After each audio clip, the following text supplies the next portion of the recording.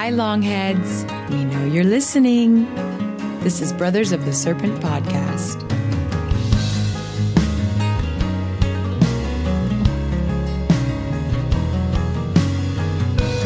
And welcome back, ladies and gentlemen, boys and girls, angels and demons and monsters and serpents, to Brothers of the Serpent podcast, episode 67, coming from our emergency backup podcasting day, Thursday, for this week.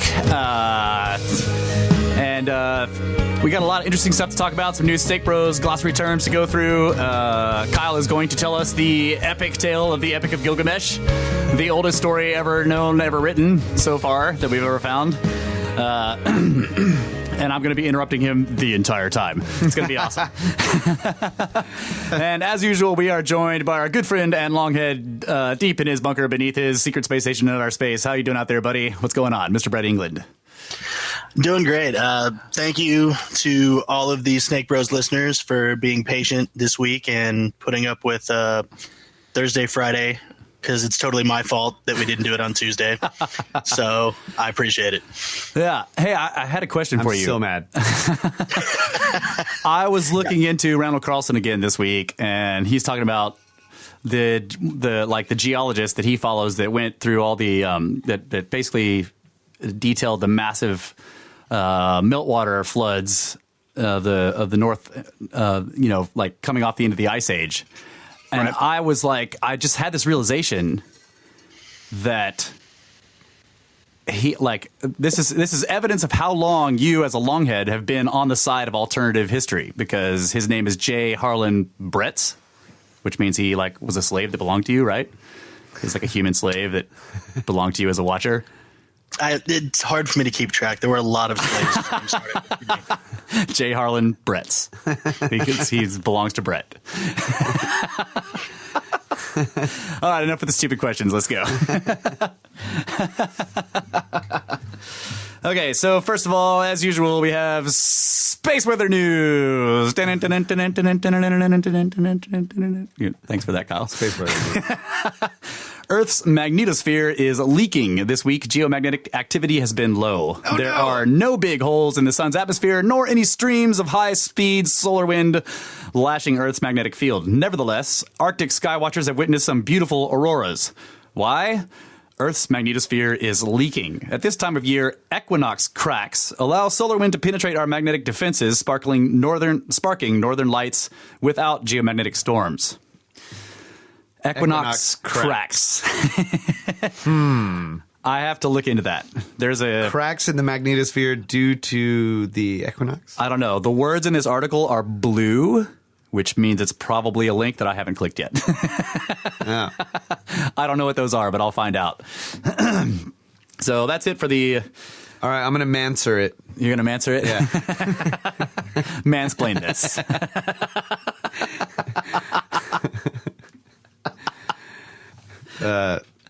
Never mind. I was thinking of...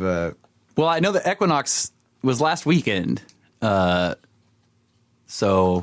does that mean that when we're facing the sun in this particular way, the magnetic field is all lined up? So that's what I was thinking is the poles are the most perpendicular to the sun that they're going to be. So it's not cracks. That's just a weave of the magnetic field, right? And it lines up with the sun's because of the way it's perpendicular.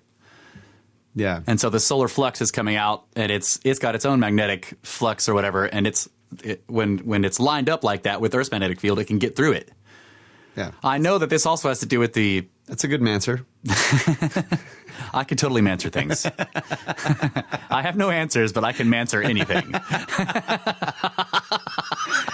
Yeah, that's pretty much where I was going. All right. But I was actually going to use cracks, because the poles are perpendicular to this massive magnetic field bombarding it. It's like cracking the normal order of the field. Okay. Right, and opening up these holes that actually come from the poles. All right. Down further towards into the southern or northern. That's also a good manser. Hemisphere. Either one. That's the great thing about mansers is they can all be right. That's right. They are always right. They're all right. The one I gave was right, and the one he gave was also right.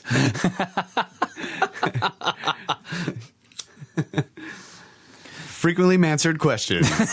Check out that section on our blog. FMQ, frequently answered questions. All right. So do you have any news stories? You got anything? Yeah.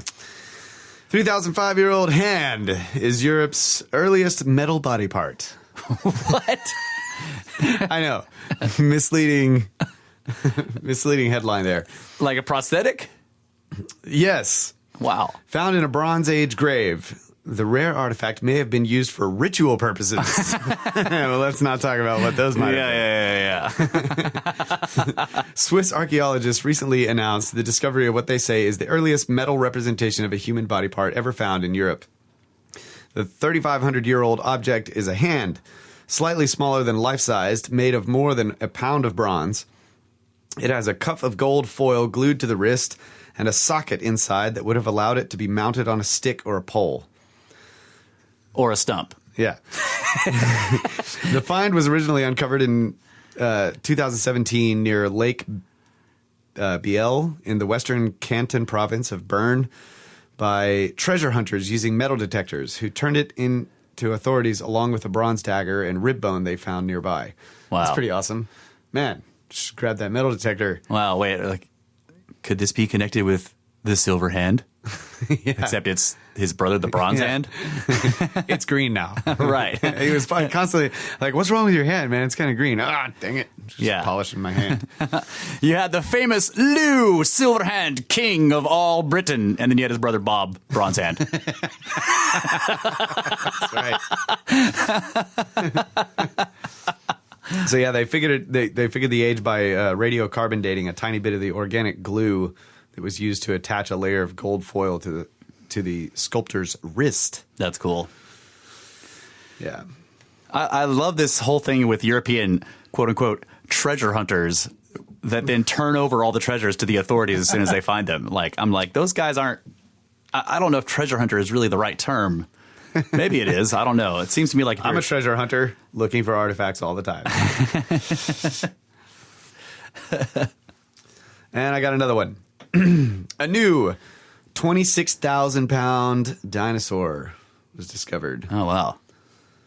The headline says it was Earth's largest land animal. Okay. So during its time period or something? It doesn't say. That's what the headline says. But then I started reading and it was like, if humans had lived 200 million years ago, they would have marveled at the largest dinosaur of its time. Okay, So, yeah. Its name means a giant thunderclap at dawn.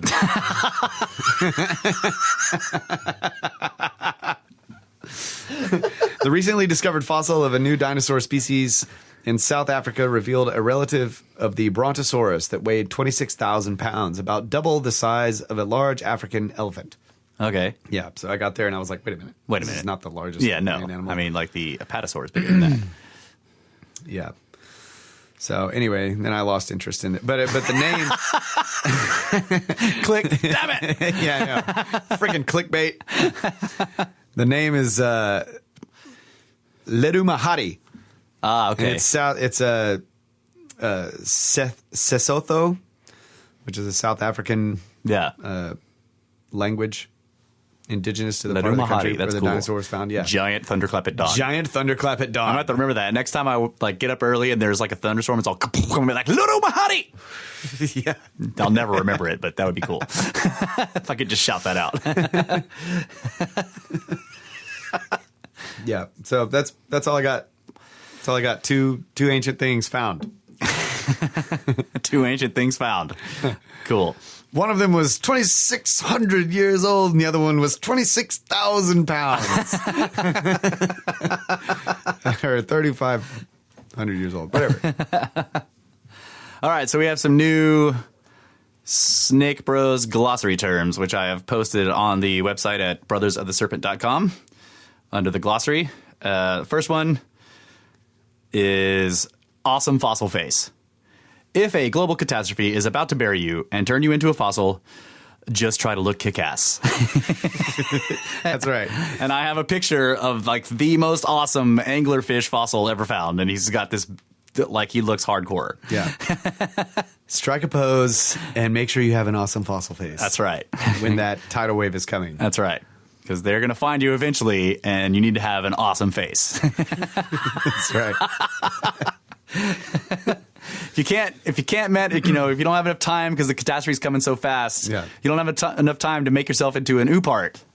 Just make an awesome fossil face. Don't be one of the many who left the fleeing footprints in the sedimentary rock. Right. No. You turn around and you face that cataclysm and make sure it's an awesome fossil face. Yeah. You want to be the one that's like on the biggest display ever in the museum. Right.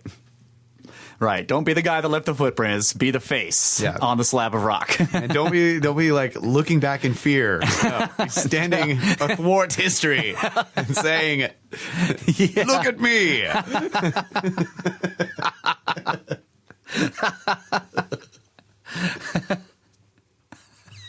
Look upon me, ye mighty, and weep. And despair. And despair. All right. Next term, post-posthumous. I'm sure you guys have heard us say this many times, like ever since Kyle said it the first time. And now it's like we can't not say it. Anytime I think of the word posthumous, I say post-posthumously. I can't not say it now. So post-posthumous, after you die, and then after that. That's right.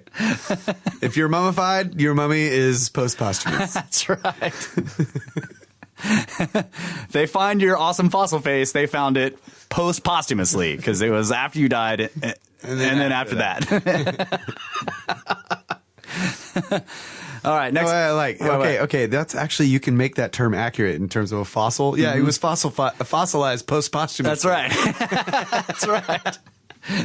The fossilization process takes place post-posthumously. All right. Next term, bowling pin hats. Ancient Egyptian crowns that look like a bowling pin in a champagne bucket. Yeah. And you just have to go look at the picture on this one because everyone I've showed this to has laughed their asses off because it is exactly what it looks like. These guys are standing there and they have this giant crown on that looks like a bucket with a bowling pin stuck in it. Yeah. And on this particular frieze, there's actually another dude who has 3 bowling pins on his hat. That's right. So Egyptians were big in bowling. He had a spare. Yeah, he needed to pick up the spare. Yep. Once we get the Snake Bros store open, you will be able to purchase your very own bowling pin hat. That's right. And we'll make cloaks that look like shoulder rivers. All right, next term, cephas. This one is kind of like nephas. It's a shorting of the cephalopods. And one look at them and it's clear that they want to kill us all. Because you look at that picture and you can tell that he's a blob of jelly that's very angry. A tentacle monster that's very angry at you. That's right. He hates you. Yeah. And so the theory goes is that the cephas are basically the nephas of the sea. Right. You know, they rule the ocean. They're devious, intelligent, angry beings that live down there, and you know they kill sharks when they're bored. Yeah, and they fight whales. Yeah, people are like, well, sperm whales always win, but I'm just like, well, we don't see the sperm whales that lose. Yeah. And they have writing and light. Yeah, and, camouflage. Yeah, they have all kinds of technology, and they hate us. And for thousands of years, we've had legends of giant ones that no one has believed until very recently when evidence of giant cephas have come out. And now we have like the giant beak that was found in Australia that was the enormous kraken, which is the mother of all cephas. So, and he was making cepha selfies out of plesiosaur skeletons. So like these guys were intelligent 200 million years ago, 2 miles beneath the ocean that used to be on top of Australia. Yeah. Cephas. They hate us. Okay. Last term. Shoulder rivers. I already mentioned this one. Jelly snakes. Ocean snakes. Shoulder rivers. When you have rivers flowing out of your shoulders because you're an ancient god. That was the only explanation I could come up with. I don't know what to explain, but if you look at the very old cylinder seals, Sumerian cylinder seals of Enki, He has rivers coming out of his shoulders that have like fish swimming up upstream. Yeah, the salmon towards his shoulders. Shoulder rivers. So I have a picture of like one of the cylinder seals that has Inky on it, and he's got definite shoulder rivers, and he's holding like a hawk or something, and there's like a weird beetle goddess floating in the sky, and just it looks incredibly alien. It's very strange. So eventually, Dr. Seuss trees in the background.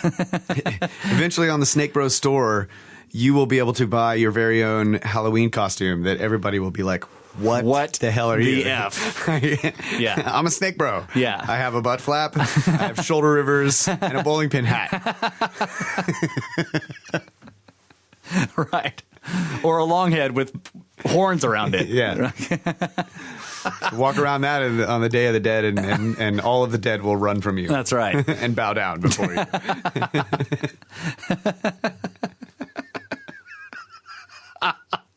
Man, those are great ideas. Bowling pin hats on Snake Bros store. Yeah. Shoulder river cloaks. Yeah. So I did want to make one correction. This was not the last show or the one before that, but I was talking about the legend of the monkey god and the whole Chinese story where he goes up into heaven and talks to the dragon. The dragon teaches him the 72 forms of transformation and then calls him the finder of secrets. I called that monkey god Hanuman. Now, that is the name of the monkey god, but that is the Indian or Hindu name, not the Chinese one. So I just wanted to make sure that was clear. Hanuman is not the Chinese. I don't know what I can't remember what the Chinese word for it is, but Hanuman is the Hindu name for that same being. And going on that, there's this interesting thing I was looking into. The whole, people call it the bridge of Adam, or Adam's bridge. It goes between like the Indian mainland and Sri Lanka.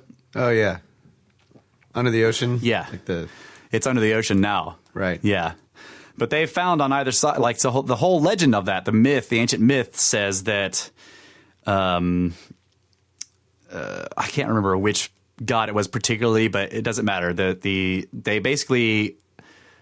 Oh, okay. So the Watcher says Sun Wukong is the Monkey King from the Chinese story. Sun Wukong. Cool. Right. Thanks, Watcher. So the Adam's Bridge. There's a story that this deity like basically built this bridge to Sri Lanka to get over there, and then they got over there and found like this race of crazy giants, basically, and had to fight them. And the people, they said that they got 1 million monkeys to build the bridge.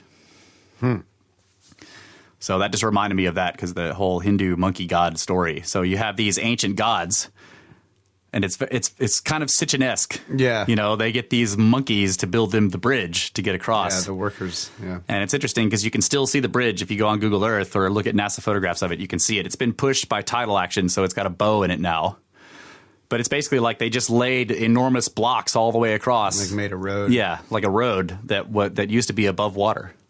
And it's definitely like at least the ends that they've checked on the where they come up onto dry land. Those they have evidence of enormous megalithic blocks, sockets, and that it's constructed. Yeah, that's awesome. Yeah. Yeah, Monkey Bridge. Yeah, the Adam's Bridge built by monkeys, the Adamu. Yeah. Yeah. So I've been looking into a bunch of interesting things, and this is going to lead up to Kyle's telling of the Gilgamesh story. But I wanted to bring up, there's a few just disparate things that are very interesting to me. So one thing that I found out very recently is that, okay, so we all know that the obelisks from Egypt, they have these hieroglyphs going up their sides, right? So the obelisk, and you look at it, and it's got these hieroglyphs engraved into it, and the obelisk is made out of this like rose or pink granite from Aswan. Yeah. Very hard. What I didn't know, and I just found out recently in doing this more recent research, is that that studies have shown, and this is recent stuff, studies have shown that the surfacing of the obelisk itself is far superior to the etching work of the hieroglyphs. Okay. This fits the idea that those hieroglyphs were much later added additions. You know, it was like this. I wish I would have known that when I was in Italy, because like I was looking at all the monoliths. Why can't I think of what they are called? Obelisks. And, checking out the ones with the inscriptions and all that kind of stuff. And then when I was at the Vatican, there was this massive one. St. Peter's Square. Yeah, in St. Peter's Square. And I was like, I don't think that's a real one. It's totally blank. Yeah. And it's huge. Yeah. It's real. It's I found out it was real later, but when I say real, I mean that it was actually ancient Egypt, right? I just didn't think it was because it didn't have all the hieroglyphs all over it. Right. But I didn't know that they made them completely blank. Yeah. Somebody obviously did initially, yeah. Yeah. Obviously they did. I figured that out later, but when you're bringing this up now, I'm just like, dang it. I would have inspected the and that one was of the polishing. If you could get to it. That one was like you could get the closest to that. Oh, okay, wow. Because the other ones were way up on these massive fountains and huge constructions with all the Greek gods and everything Roman gods underneath that and all that. Just So what's interesting is that I don't want to diminish the quality of the hieroglyphs because even the hieroglyph etching, people have looked at it and they're deep and they come to these sharp points. They're beautiful. And no one has been able to figure out how exactly, even with Bronze Age tools, and these people were not supposed to be, if they were bronze, it was early Bronze Age, right? How they were etching this into this rose granite, because bronze is like a 3 on the Mohs hardness scale. It looks like it was done with a diamond router. Right. On a machine, controlled. Yeah, a CNC machine. Yeah. So you have these, if you look at the hieroglyphs close, and you can find pictures of this online, they'll have these deep etched lines, or there would be a bird or whatever, and the ends of it, like the beak or the end of the tail, or the ends of the hieroglyphs, come to these sharp points, but they could retain their depth all the way to this point. Yeah, and the sun disk is actually rounded, convex. Yeah. It's beautiful the way it's rounded off, into the groove. So that's what I'm saying. So think about the quality of the hieroglyphs. But microscopic or studies of the surfaces have shown that those are far inferior to the quality of the surface of the obelisk itself. Yeah, well, that can make sense in that, say, planing the surface. Yeah, you can then go over it with finer and finer and finer materials to polish it. Right. And then when you go into etch inside, you're going to have these sharp angles, and they're going to be more rough. Right. In order to get in there and then work all those interior edges down from a rough cut to a finely polished surface is a lot harder. Yeah. But even the corners, so on the if you're looking at the hieroglyph, the upper corner, anywhere it's digging in, right? So basically the part where the flat surface of the obelisk is cornered to dig in to make the hieroglyph mark, right? That corner, they're very clean or whatever, but looking at them with a magnifying glass or whatever, you can see not tool marks, but errors or imperfections. Okay, but when you look at the corners of the obelisk itself, which are far more exposed, they're pristine.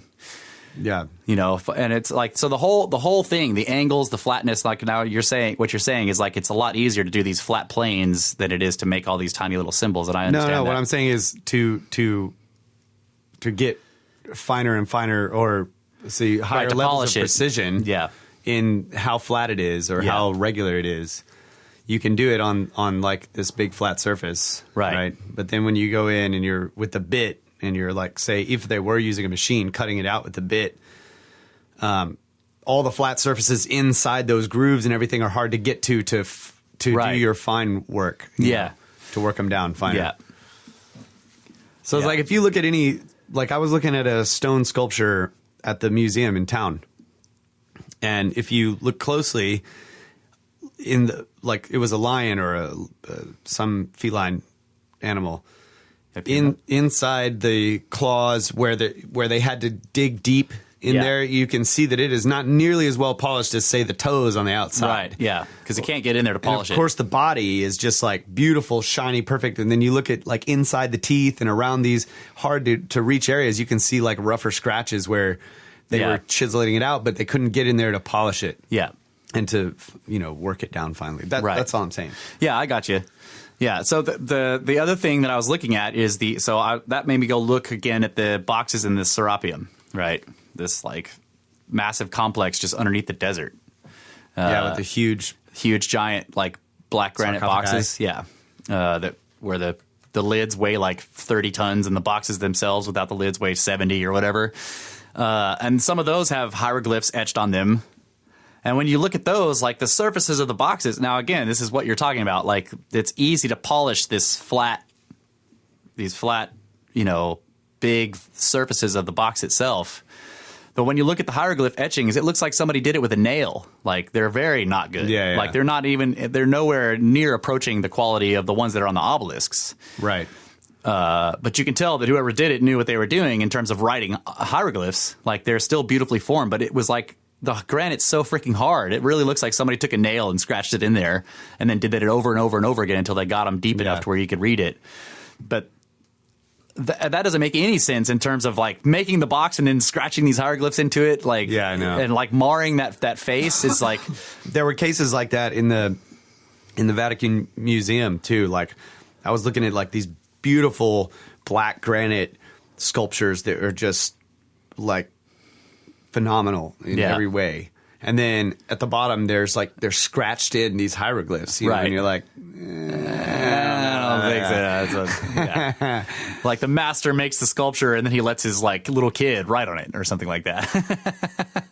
Right. Or he has all these tools in his workshop that enable him to do all of this ridiculous badass like cutting and polishing of stone. And then why didn't he make the hieroglyphs? And the guy's hand and face and everything are just like awesome. Yeah. And then he just like sends it over to somebody else's shed where they have like a chisel and a rock. Yeah. Can you go ahead and put the name on it? Yeah. Sign it for me. Sign it with the king's name. Yeah. No. It's not happening.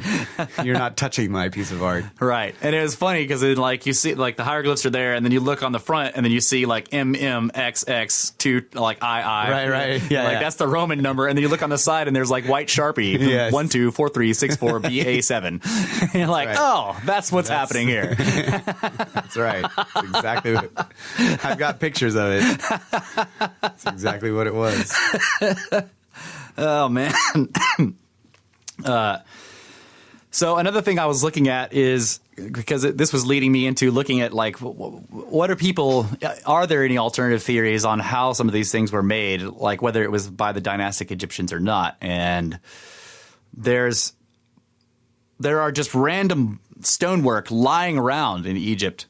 But most of these that I was looking at were on or near the Giza Plateau because this area, like really when you look at it, so if you go and look at some of these other places where the dynastic Egyptians did build these beautiful temples with these enormous pillars that have the lotus, whatever, they look like the flower on the top on the east, and then like there's some other kind of plant on the west side, and like just the beautiful stuff.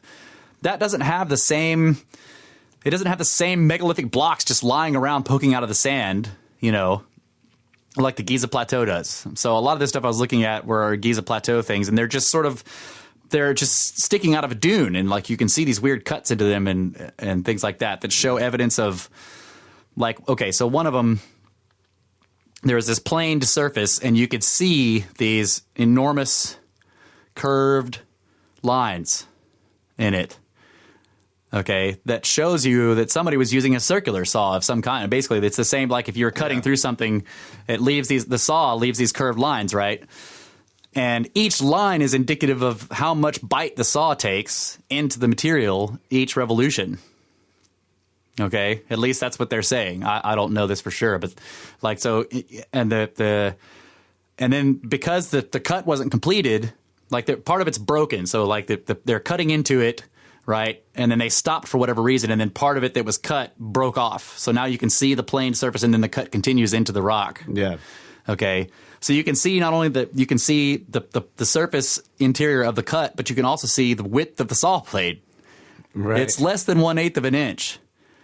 Oh, my God. But the entire diameter of the blade based on the curves was 6 meters.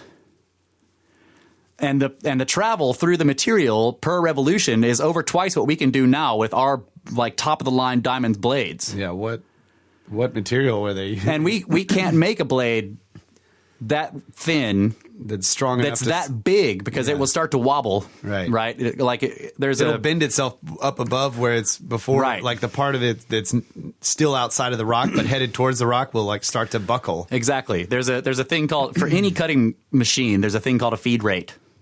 And any cutting machine, no matter what it is, no matter how badass or how minuscule, has a maximum feed rate. And that's how fast you can push the material towards the blade, basically, or push the blade into the material. That's the feed rate.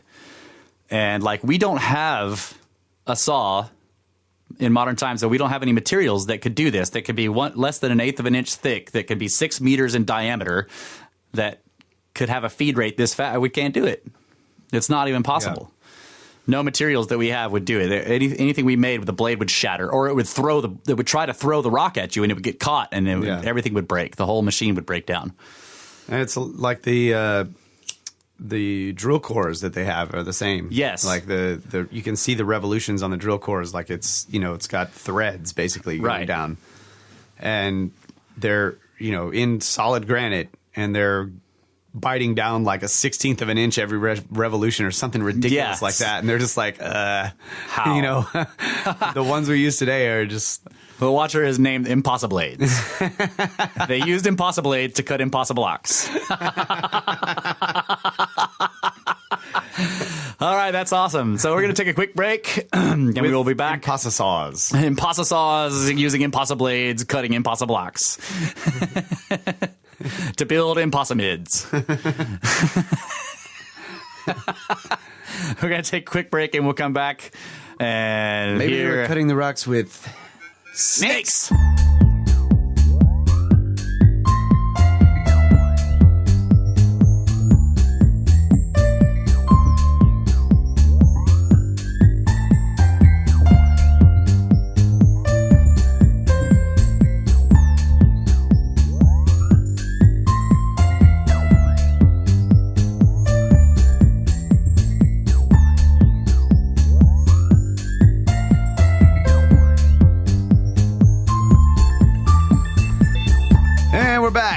Brothers of the Serpent podcast.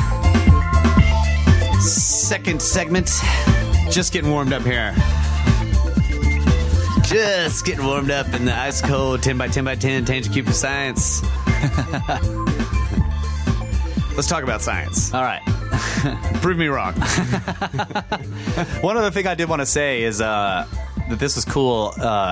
Ty Stone listened to episode 66, the last one about the crazy Nazi no, he didn't. Antarctica conspiracy stuff. And he was like, "Oh yeah, buddy, whenever you talk about Nazis, you have my full attention." So that's kind of weird. But anyway, he's a big World War II buff. Yeah, sure. He loves the whole World War II thing. And he told me, and this was an interesting observation that he made. He just pointed out that the way that, in terms of the UN and policy, global policy, the way we treat Antarctica is very similar to space. Like, no weaponization. Everybody cooperates. Like, we're not supposed to put missiles there or blow things up there or shoot at each other there. And that made me think, like, obviously what we need is Ice Force.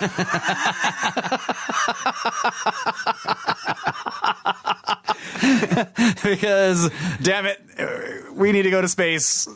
As a Space Force, we need Ice Force too. That's right. Ice Force. So I'm probably going to make a meme picture for that at some point. Ice Force! And have like a scene from, the second Star Wars where they're like the whole scene where they're fighting over the ice on the ice planet. Yeah, with the walkers and the Ice Force! And that's what we need to do in Antarctica. Need to go down there with AT-ATs and AT-STs and kick some ass. Hoth, that's right, the planet Hoth. Yeah, James Lucas would love that.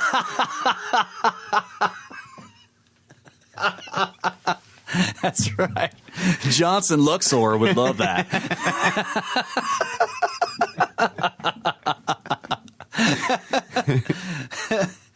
All right. So speaking of telling an old story in a new way, let's hear a new story, an old story in an old way. All right. The Epic of Gilgamesh. Yeah. So we decided we were going to look into ancient, actually try to learn the stories of some choice ancient myths so that we could kind of retell them on the podcast. And I don't know if you suggested Epic of Gilgamesh or not, but that's just what I chose. So, well, yeah, the Gilgamesh story was the first one that I thought of. I don't know if I suggested it or not, but that's definitely the first one I thought of because that's the oldest known. Yeah. And the way it's like, I think scholars think of it is that it's the oldest fictional story. Yeah. Okay. Now there are elements of truth in it in terms of like there's cities and this and that. And It's just like any fictional story. Like uses, the cities and things of the times or whatever. Right. But basically this story cannot be true because sitchiniswrong.com. But so I was going through the story and, we talked about this before too, that like looking at the story with these eyes, but also trying to kind of wipe the slate clean in terms of what I know of the story and the analysis that I've been given in high school and, just all of that and just kind of look at it for what it is. And on the one hand, I can see how in terms of an epic, like it could have been used to pass on knowledge about things. And it doesn't necessarily have to be true beginning to end, this or that. And it could be metaphorical in many ways. Yeah. In which would basically make it a myth, right? Yeah. But it doesn't really matter. I think it's really awesome. And the more I've listened to it, the more I think there's still a whole lot of depth to it that I haven't even, really figured out or gotten into yet. But yeah, I think like in the research I was doing for this show and looking at ancient myths, one of the best things I saw was this. It might have been Manly P. Hall, but he was saying that the most important thing to realize about mythology, or like if you're going to say indigenous or native whatever your peoples and getting them to tell you their oral traditions, he was like, they're telling you a story that is absolutely true, but is not literal. yes. And I was like, okay, that's a profound thing. Like, I like that. It's not necessarily a literally true story. Like I was like, Kyle went outside yesterday and blah, blah, and I'm telling you a true story about a real person doing a real thing or whatever. But that the story itself is true. It's just not literal. He said, what the guy said was like, he's like, remember that they're telling you poetry. Yeah. And you can write a poem about something real, but it's going to be poetic. Yes. Okay. So it's it's a true story that is not literal. Yeah. So I also looked into what the analysis of the story in terms of literature, and the professionals in literature claim that so many of the literary devices that are being used in this epic are quite profound. Oh yeah. Like they list out all these different devices that you can use for like narration and dialogue and just the timeline of the story and all of this stuff. Yeah. How you could define or describe a scenario, or you can just say a few things and not really tell you all of this other stuff, and just your audience will infer it. And right. Just on and on and on. It was that was a really rough part of researching this story, but. And honestly, I'm not really sure about the study of literature. Okay, now maybe there's something there, but like right off the bat, I'm like, dude, these guys are just ridiculous. Yeah. But their take is that not only is this the oldest known, quote unquote, fictional story, epic, whatever you would call it, but that these literary scholars are looking at all of the literary devices used in the story, and they're marveling at how brilliant it is. Right. In terms of the way it was narrated and all of this stuff. So it's like these, and I thought that was interesting that these modern people that are studying this story that's, 4,000 to 6,000 years old or whatever. Yeah. Are finding devices in it that they themselves have sort of come up with and named. Yeah. Based on just artists and whatever. And they're finding these artists from way back then are using them in a, like, the best way you can use them, picking the right ones and the most brilliant ones. And in that way, these scholars say it relates to us now, today. Oh, okay. And it moved people. When it was found and interpreted, people all over the world were moved by this story, and we're just like, "Oh my god, this is like first badass." You're like, "Wow, this is cool," because it's the most oldest story ever, and then you read it and you're like, "Whoa, this is really cool." Like that reminds me of the whole art thing. Like, was it Picasso, the guy that went in to look at the ancient cave art that was found in Chauvet France or whatever, and he came out of the cave and he was like, "We have invented nothing." Yeah, I don't know who it was. As artists, yeah, it was like one of these. It was a famous. I don't know if it was Picasso, but he came out of the cave and he was like, "We have invented." He was looking at 40,000-year-old cave art, and he came out and was like, "We have invented nothing." Yeah. As artists, he meant that these ancient peoples were doing all of the techniques that he was aware of as a famous. Right. Yeah. Yeah, and so on the one hand, I was kind of, just like blown away by the idea of literature and all these devices, and I'm just like, man, this is just mumbo jumbo. Like, are these people serious? Yeah. They're focusing on all this crap. Yeah.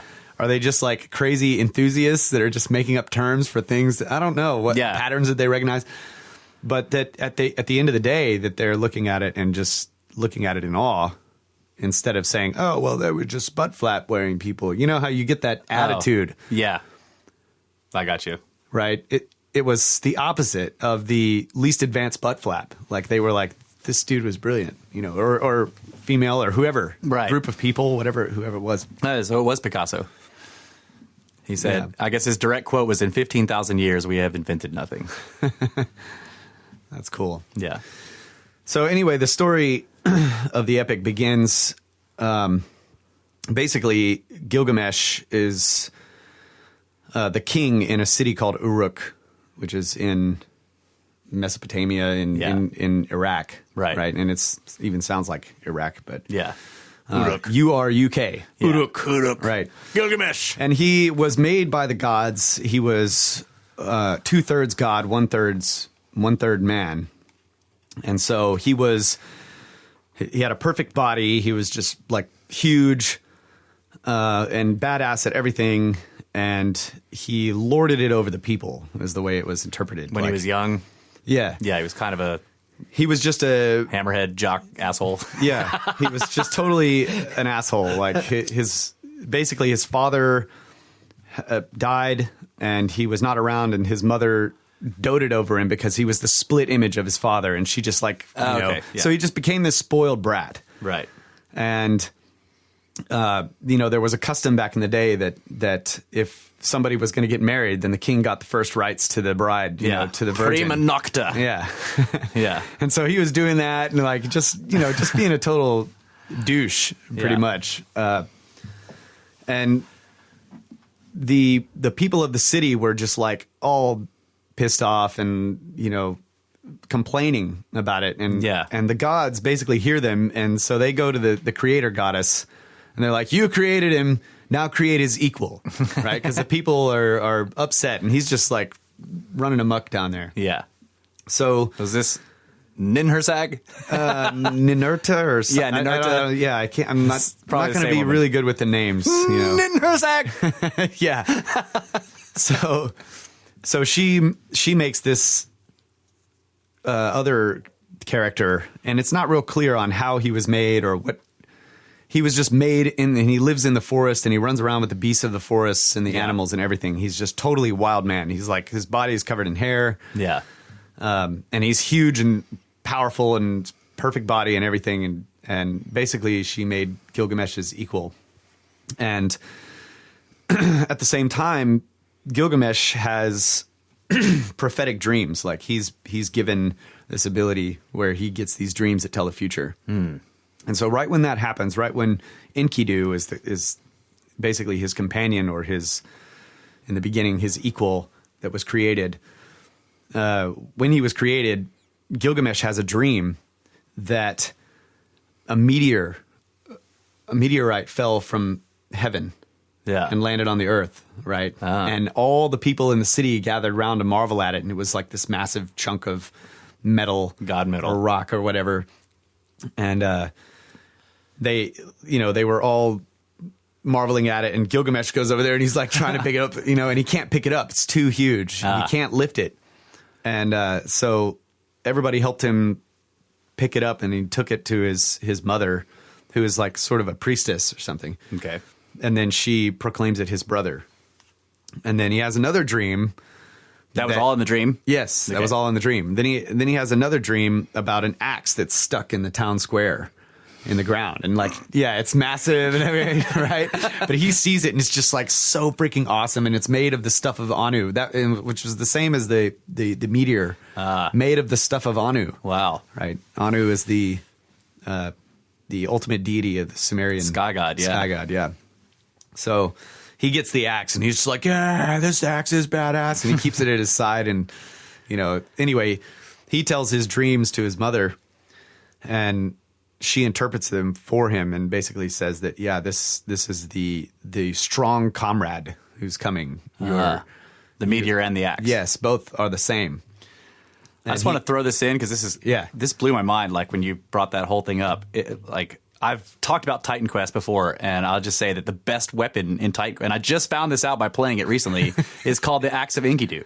Oh, okay. And it's when you look at it, because all the other weapons are metal and badass and crazy, but this one is like it's a stick with a stone, like this beautiful stone, like a flint.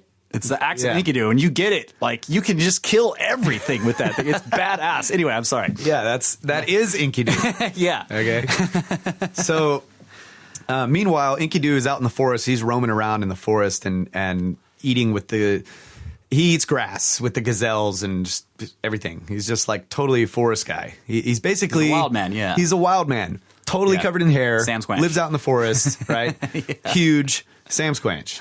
And there's a trapper out there, and he's going to they would dig holes for the water to collect in them, and then they would set traps around them and catch the animals. And he sees Enkidu one day come down to the watering hole, and he just freaks out, right? It's just like every sighting, of Bigfoot that you can imagine. Like, he runs back to his dad and he's like, I just saw this huge guy. And he's running around with the animals and like he lets them out of my traps and he fills in my pits and all this stuff, He's preventing him from being able to catch his stuff. And his dad is like, you need to go to Uruk and find Gilgamesh and tell him about this guy. So he does. Probably totally didn't believe him. It's like, sure, kid. Go tell the king about this. Thinking he'll never come back. This is terrible. Well, his son had described like how big he was and he was strong and all this kind of shit. So he's being an asshole. Yeah. So he goes. He makes the travel. He makes the trip to Uruk and he finds Gilgamesh and he tells him about the guy and Gilgamesh tells him, take this harlot with you. To the forest and have her stripped naked at the watering hole. Yeah. And she'll seduce him. And then once he, basically has sex with her, then the beasts of the forest will reject him.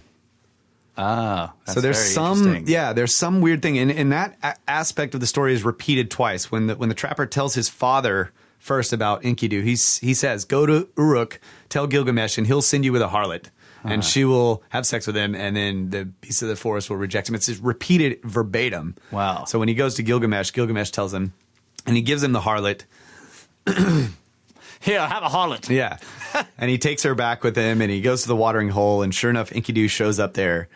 And he's like, there, woman, go stand in the pond and take off your clothes.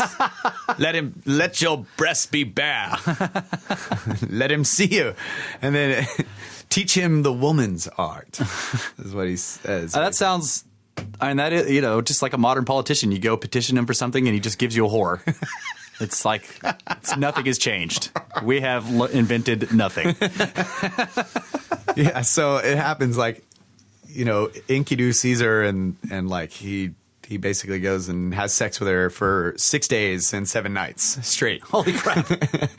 Yeah. And then when he's done, like he's lost his strength, like he can't run, he's lost his swiftness and all this stuff has changed about him.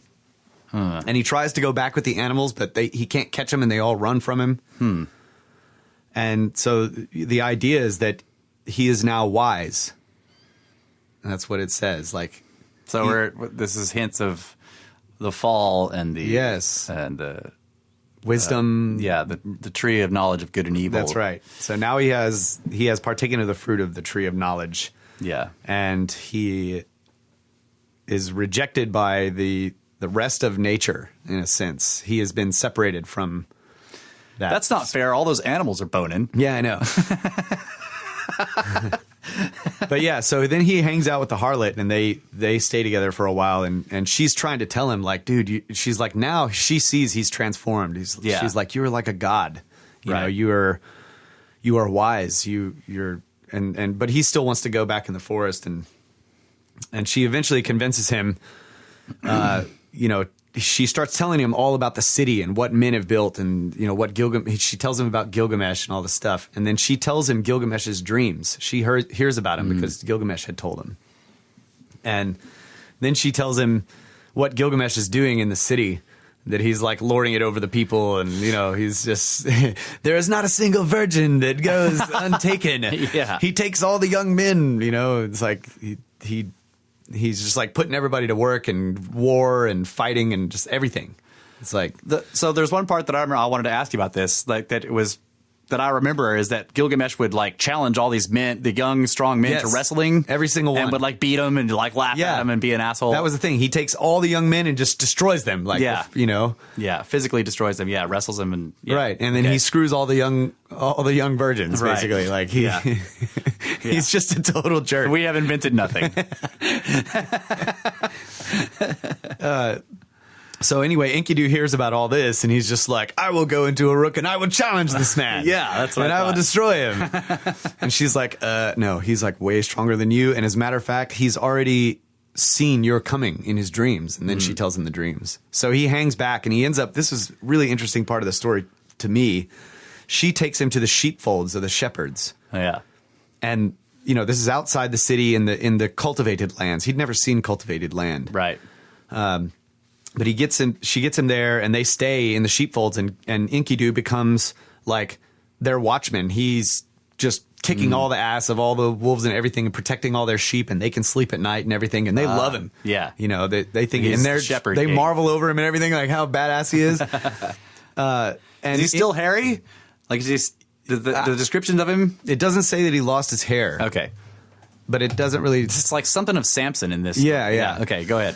So there's an interesting part in this scene where he's with the shepherds, where it's kind of showing you how he's being introduced into society. And what they do is they wash him. That's what it was. It didn't mention his hair, because they washed his hair and they made it all like badass, and then they put clothes on him, and then she tries to give him bread and wine, but he doesn't know how to eat or drink because all he ever did was he drank the milk from the animals. And so he's like, I don't know what to do with all this stuff. And she tells him, she's like, eat the bread. It is the stuff of life. Drink the wine. It is the custom of the people. Which is basically saying, eat this. It is life, right? And drink this and remember, because the custom is a way to remember. And the little spoon goes to the left of the big knife, and the big fork goes to the right of the little fork. Like this is communion. Yeah. He's coming into the community. Yeah. And the ceremony was him eating the bread of life and drinking the wine in remembrance of what the people do, right? Okay. That's the way I analyzed it. And then right after he does that, he gets all merry. You know, he drinks like 7 bottles of wine or whatever. You know, he's just like he just drinks a ton of it. This is great. Yeah, he gets all merry, and then he goes and he anoints himself with oil. Like after that, so this is all very symbolic. Of and it's biblical. Like it's straight up like all these biblical traditions even into the New Testament. The making of bread is like an alchemical ritual of mixing of earth and water and fire and wind, and then like the wine is the same thing. But then the anointing is like one of the Watcher teachings, right? That like one of the Watchers, the fallen ones taught the anointing of oils. That's right. Yeah. And the Watcher right now is pointing out that Jesus, who was the shepherd who came to protect the flock from the wolves. Yeah. Which is exactly, So anyway, he's there for a while, and then he gets word from a traveler that Gilgamesh is like really being an asshole in this particular way. And it has to do with a marriage that's supposed to be happening. Oh, yeah. And Enkidu is just finally like, no. So he rolls into Uruk, and in the middle of the night, Gilgamesh is like going up to the whatever the house is where the wedding bride is staying. You know, before the wedding. Yeah. And he's about to go in the door, and Enkidu just like puts his foot down. And they get in this massive wrestling match. Yeah. Right in the doorway. And they end up breaking the doorposts and just like, and then they go all through the town and just destroy all this stuff, like tearing everything apart, wrestling. And finally, Gilgamesh like catches his knee or something and throws him. And like right after that, they both are staring at each other and they're just like, dude, you're badass. Yeah. Dude, you are badass. And they give each other a high five and they become friends forever. Yeah. You're like my best friend, bro. You totally kicked my ass, dude. It's great. So the story basically jumps forward in time, and Enkidu is now, you know, he's been in the city for a while and he's living like a king, but he's totally depressed because his life has no meaning. He's not doing anything. He used to have a purpose, seemingly, like living in the forest. Yeah. And now he's just like, and that is what sparks the whole journey. Like Gilgamesh sees his friend like wallowing in depression, and Gilgamesh just like realizes, you know, there's a legend about my name that I am supposed to etch my accomplishments on stone. And I haven't done anything. So he's I haven't even beaten you yet. yeah. So he's like, dude, you know, don't be depressed, man. We will go, and there's this crazy badass godlike weapon in the cedar forest named Humbaba, and we will kill him, and then we'll become heroes, and we can write the story down on stone or whatever. Yeah.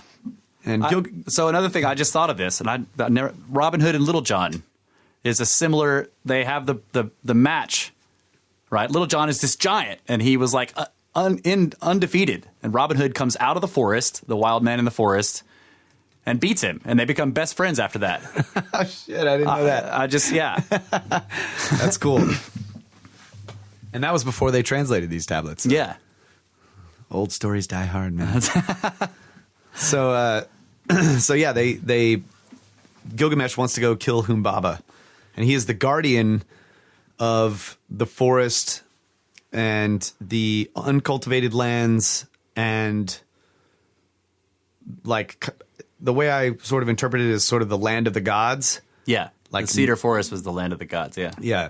It was like you weren't supposed to go there. Right. Well, you couldn't because Humbaba would kill you. Right. I mean, he just like anybody that went there, glad. Right. I mean, it was just you just didn't come back. Skeletons everywhere. Right. Yeah. So Enkidu is just like, dude, you have no idea what you're talking about. Like, I have seen the guy. Because Enkidu just traveled everywhere. Before he was, quote unquote, wise, he was never a threat to Humbaba. So he had actually seen him, but he was scared to death of him. Oh, yeah. And it describes him as having this eye that he can fix on you and just, it's the eye of death. Like, it destroys you, yeah. It will destroy you, which basically I thought was a laser. A laser. It's clearly a laser. So anyway, Gilgamesh is like, dude, like, no, this is what we got to do, man. Like, let's do it. Yeah. We can totally do it together. I have this shield and it's a mirror. Yeah. So they get all the smiths and everything together, and they build these massive weapons. I mean, just there's huge freaking weapons. And they're carrying like each one of them's carrying like 70 score pounds or something of weapons on them, and the breastplates and just like all this armor and shit. And so wait, what was the size of like you looked this up? Like the size of Gilgamesh. I skipped over that. It describes him as being 11 cubits, and I looked up cubit, and roughly it's 18 inches. Feet. 18 inches. Oh, is each a cubit. Okay. So 12 cubits at 18 inches, which is still a rough estimate, is 18 feet. Okay. So he was about 18 feet tall. Wow. And so they're matched in. This is why they can carry 7 score or whatever. Yeah, but this was another thing I thought of. Like, they say he's 2/3 God and 1/3 man. Yeah. Well, if man was roughly 6 feet tall, then the 6 foot tall portion of him is his 1/3 man, and the other 12 feet is the other 2/3 God. Gotcha. And there are the ancient images of him, and if you look at him, he's holding a lion under his arm, and you can tell when you look at the carving that it's meant to be a full-grown lion. Like, people think of it as being it's a small cat. No, it has a big mane. It's a full-grown lion, but the size of the guy, like if you think of a full-grown lion and the size of him, you're like, okay, that's an enormous person. Yeah.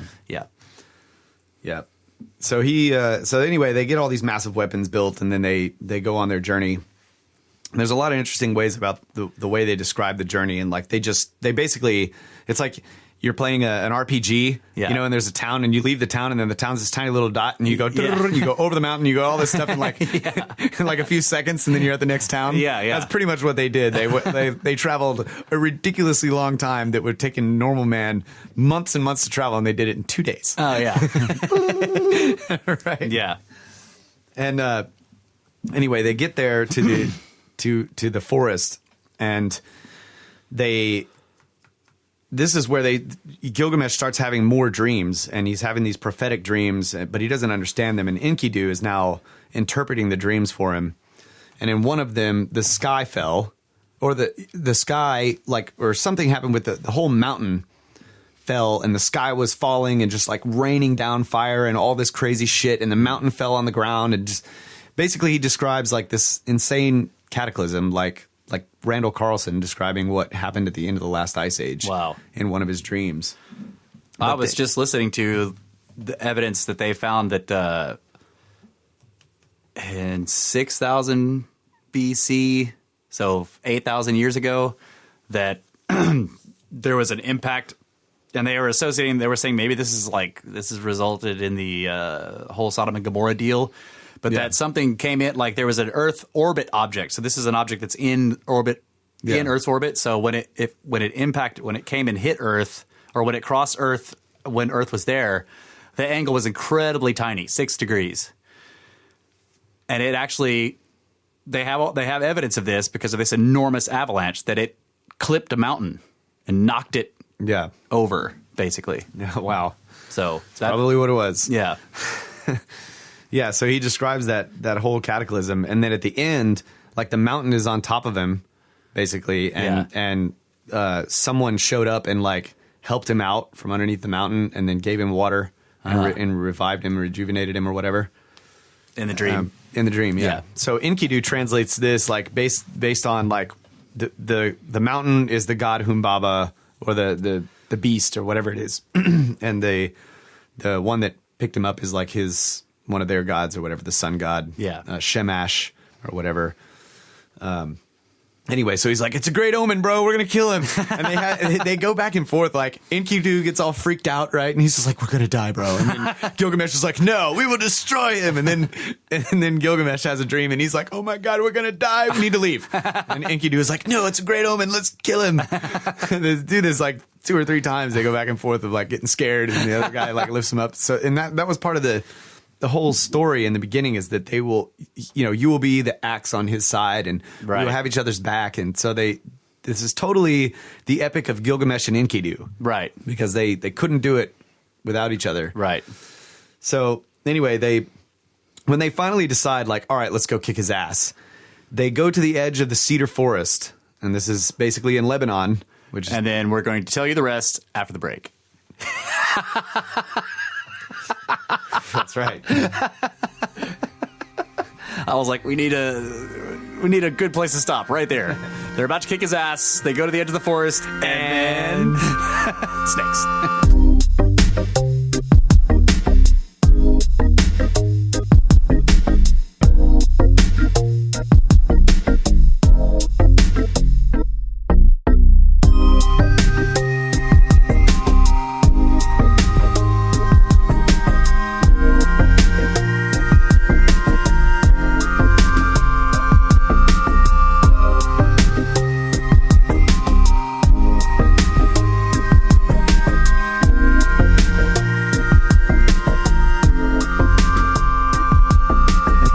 Awake by reason of our babble. Brothers of the Serpent podcast. Coming back and continuing directly into the story that Kyle's been telling fantastically, the Epic of Gilgamesh, king of Uruk.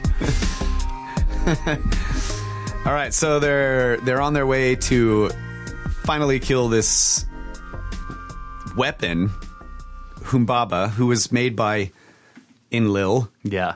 To protect the cedar forest, the guardian of the forest. And they start off by chopping the cedar trees down at the edge of the forest. Like they just, like one of them, I can't remember which one, just like slices the cedar tree down, right? This massive tree. And they hear Humbaba back there just like, "Rah!" Like he gets all pissed. So they cut a couple of trees down and they're making their way trying to find him. And basically their plan was he is described as having these 7 splendors that he can put on himself, and they're his weapons, right? And then he has something else. I can't remember what it is. I took some notes, but Splendor being like a shiny... Doesn't say. Yeah. But it sort of infers that whatever they are his weapons, right? That he has, right? And then his eye or whatever it is. Yeah. Let me see. I've got a note of it here.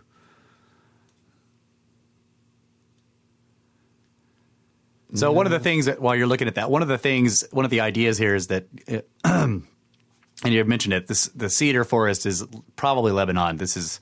Lebanon's cedar forest is famous, and it's in biblical texts and it's in ancient texts, and like the cedars were considered to be of the gods. I mean, in the Bible, there's references to various, like the Ammonites, the Canaanites were as tall as the cedars of Lebanon.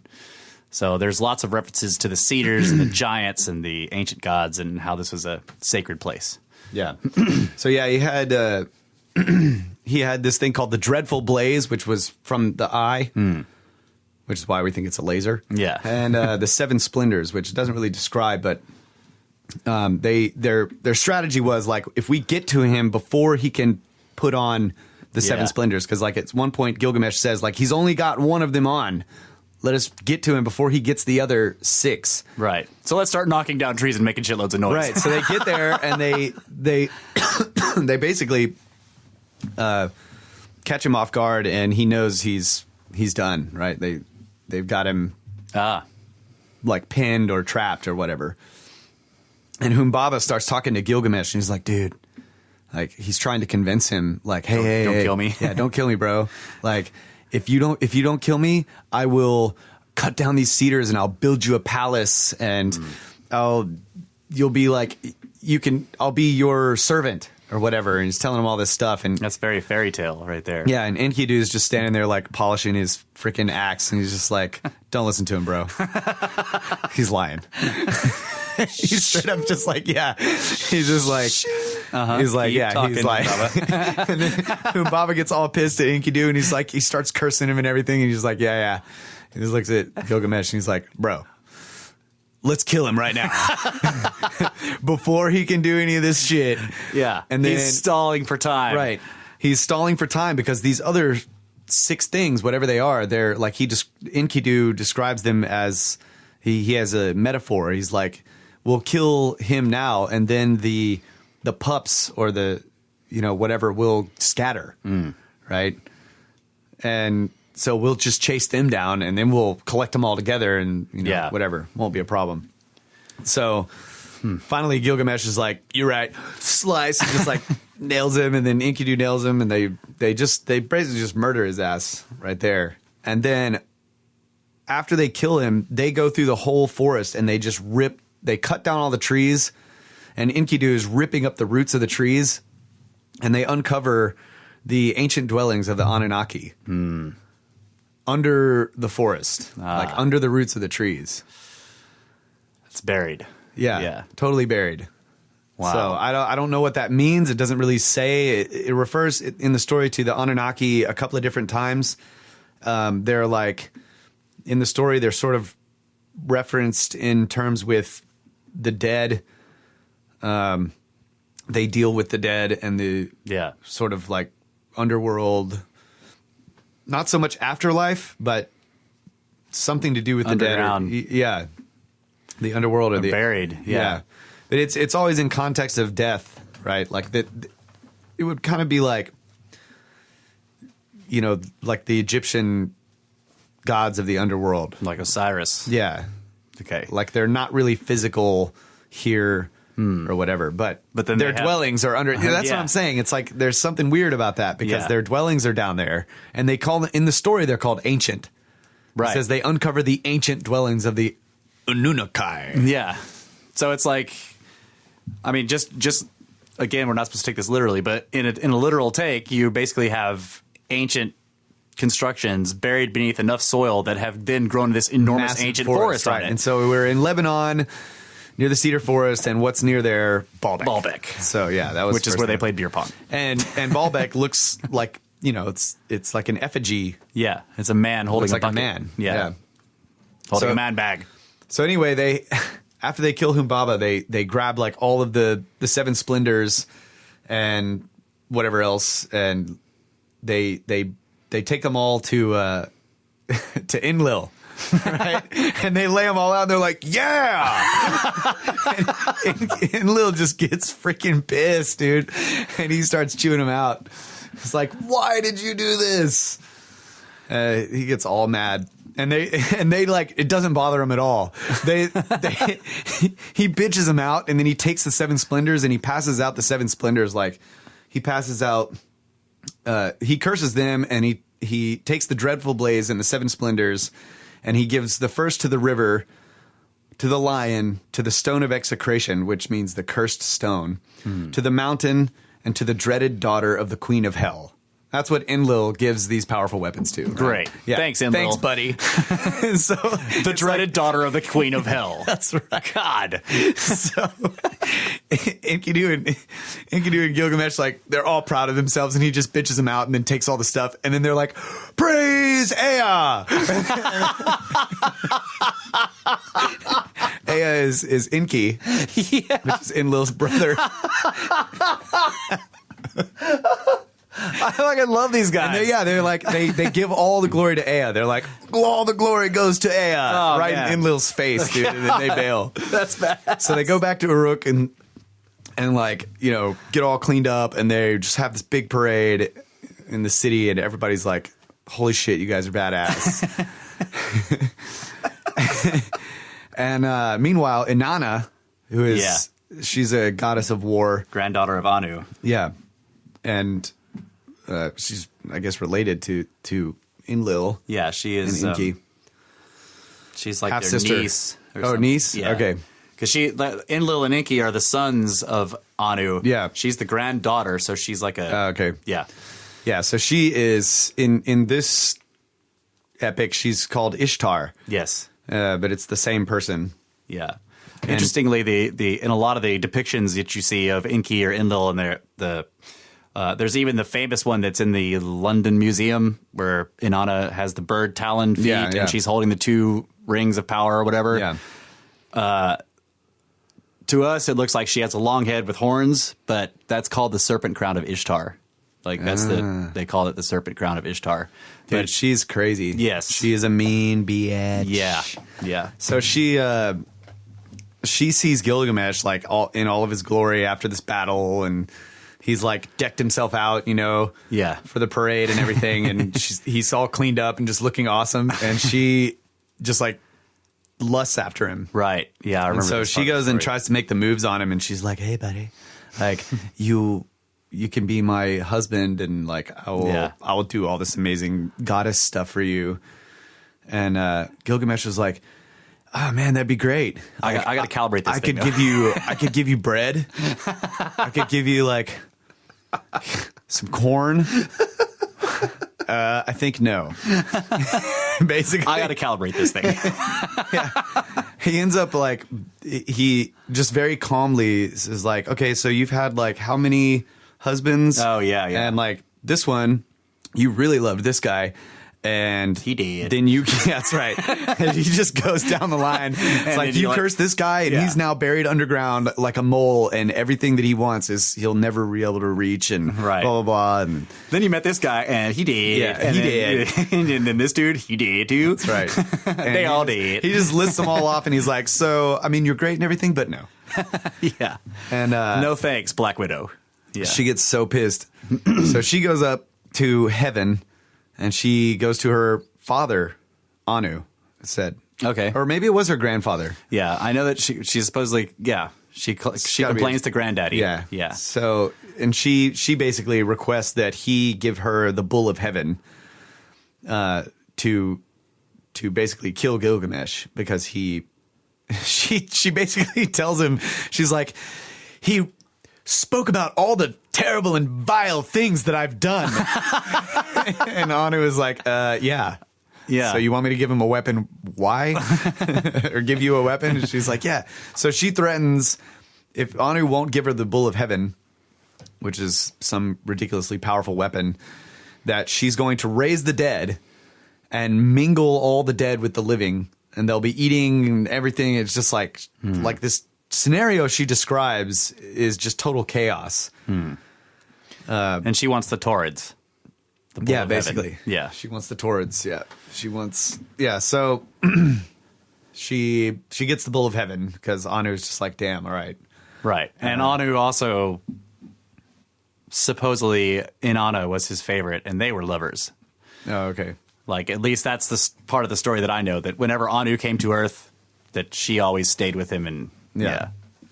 So she's like, Granddaddy. So she basically, she threatens to destroy everything on all of the order in the world if he doesn't give her this weapon that can kill Gilgamesh. But she forgot about Enkidu.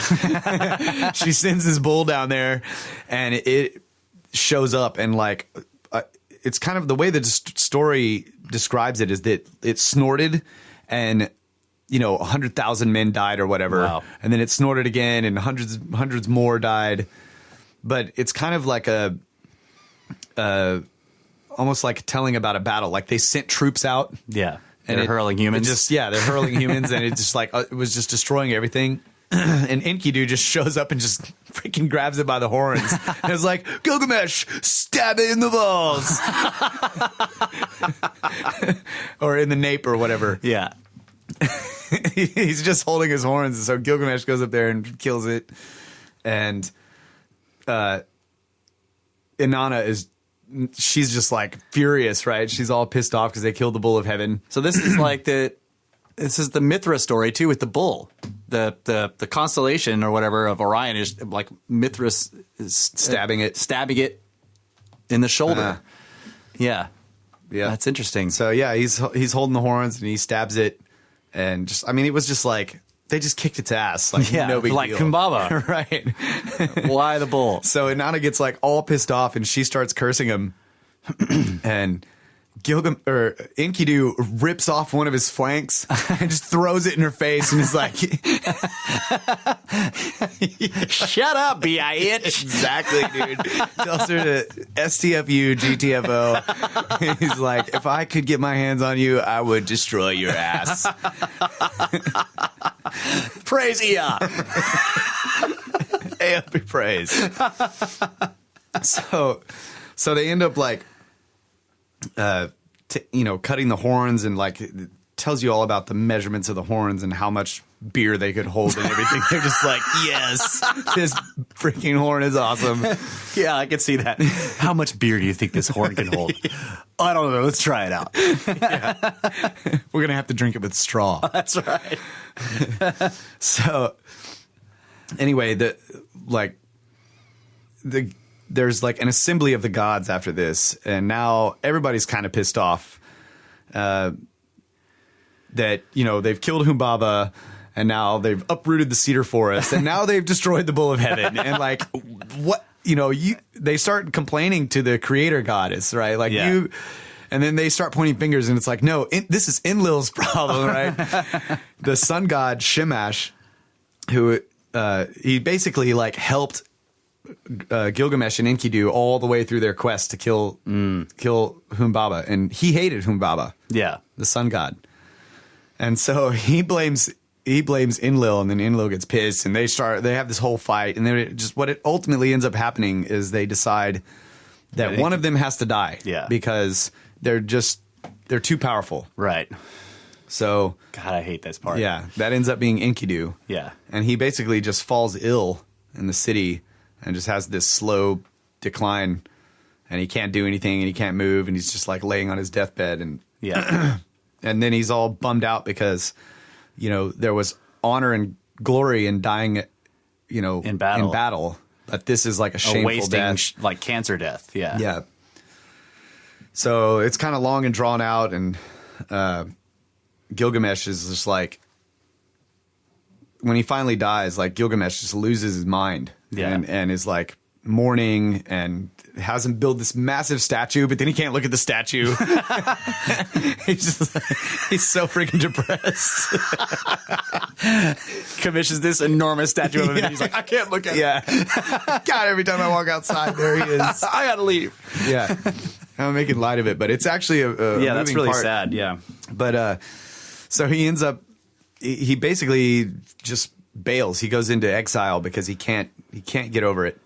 And one of the customs is to wear a lion's pelt when you're in mourning. So he goes to this mountain and he just like murders all the lions, and he puts on all of their pelts. Like That's why he's holding the line. exactly. Okay. He just killed that lion. He's just about to freaking wear his skin. So he's walking around in like lion skins for multiple years because it describes his face as being burnt from heat and cold. Yeah. Right. So he's like going through season after season after season, just Yeah. being out in the wilderness. He's weathered. Yeah. And he finally, this is when he kind of, he figures out he's just going to go look for Utnapishtim, who This is is where isn't this where he he's grappling also with the concept of mortality. right, exactly. Like Yeah. now Enkidu is dead, and he's just like, dude, that same fate is going to happen to me. Yeah. And it's kind of a, I don't know, it's oxymoron, not oxymoron, but it's kind of like, it doesn't make sense that he can't stand living without his friend, but now he's going to go seek immortality.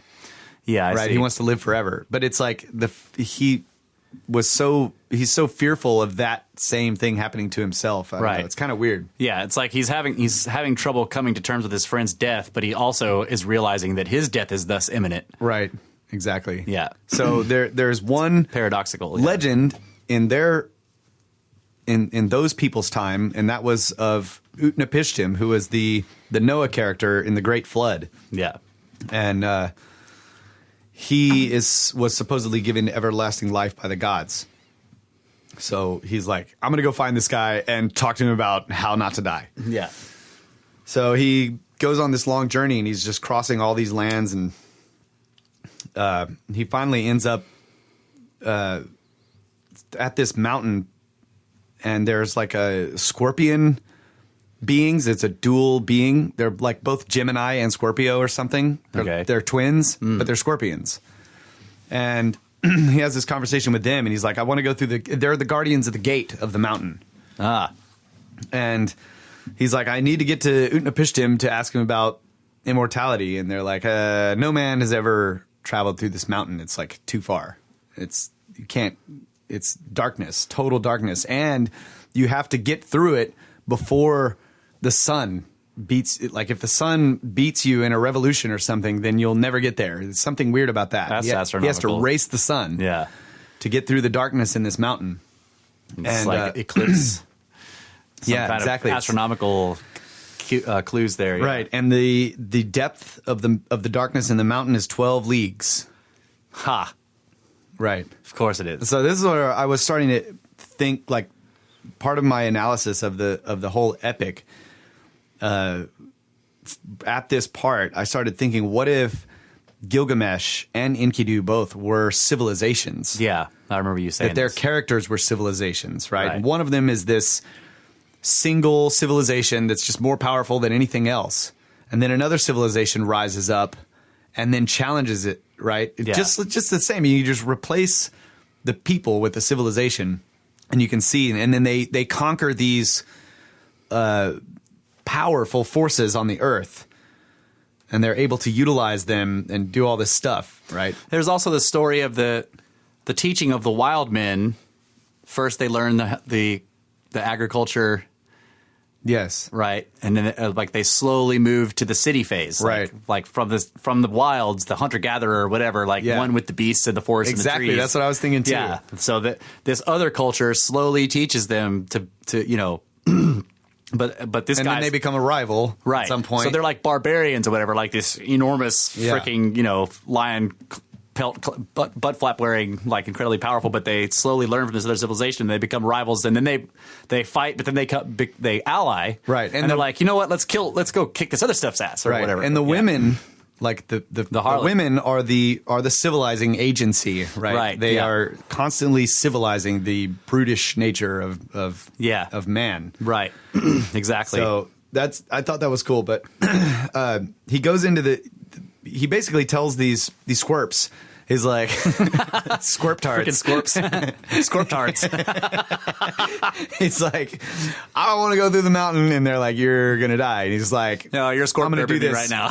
Yeah, you're squirp-derping me right now. So they end up opening the gate for him. They open the gate, and he goes in. And the way this part of the story is told is interesting. It tells you the same thing over and over and over. He goes 1 league, and the darkness was thick, there was no light. He could see nothing ahead and nothing behind him. After 2 leagues, the darkness was thick, and there was no light, and he could see nothing ahead and nothing behind him. After 3 leagues, the darkness was thick, and he could see nothing ahead and nothing behind him. And it does this all the way up, and at some point it's like, after 8 leagues, Gilgamesh cried out, because the darkness was thick and there was no light. And he could see nothing ahead and nothing behind him. And he finally gets to, like, I don't know, I think it was... You said it was 12. Yeah, he gets to like 11 leagues and he can feel the wind on his face. Right. But it was still darkness. Dark. And then he gets to 12 leagues and he made it, like he makes it out after 12 leagues. And he did it in a single... Whatever. He beat the sun. He saw the sunlight, and he was like, "I made it! Like I beat the sun!" Right. So that definitely astronomical. I haven't figured out exactly what it was, but one of my first thoughts was like, "This is almost like, this 12,000 year period, right, that we've been talking about from the end or the end of the last ice age or the deluge or whatever you want to call it, the flood. There has been all this darkness, right." In terms of knowledge. Yeah. Yeah, that's what you mean. Yeah. Right. So the civilization is trying to go through all this period. And And they talked about like Atlantis and being 9,000 years before the time of Solon. Yeah. Or whatever. And it's like he's at 8 leagues and he screams out, right? Like there's some, it's like, I was trying to imagine it as like. Yeah, that's when they built the pyramids. Yeah. That's what I'm saying. It's like, are they foretelling the coming out of the dark of the what are the yugas, the golden age, the bronze age, the iron age? Like they're foretelling, like in some way. I see what you mean. Yeah, I don't know. It's not perfect, but it's just interesting the way it was done, and I definitely agree it's astronomical in some way. But anyway, he gets to the other side of the mountain, and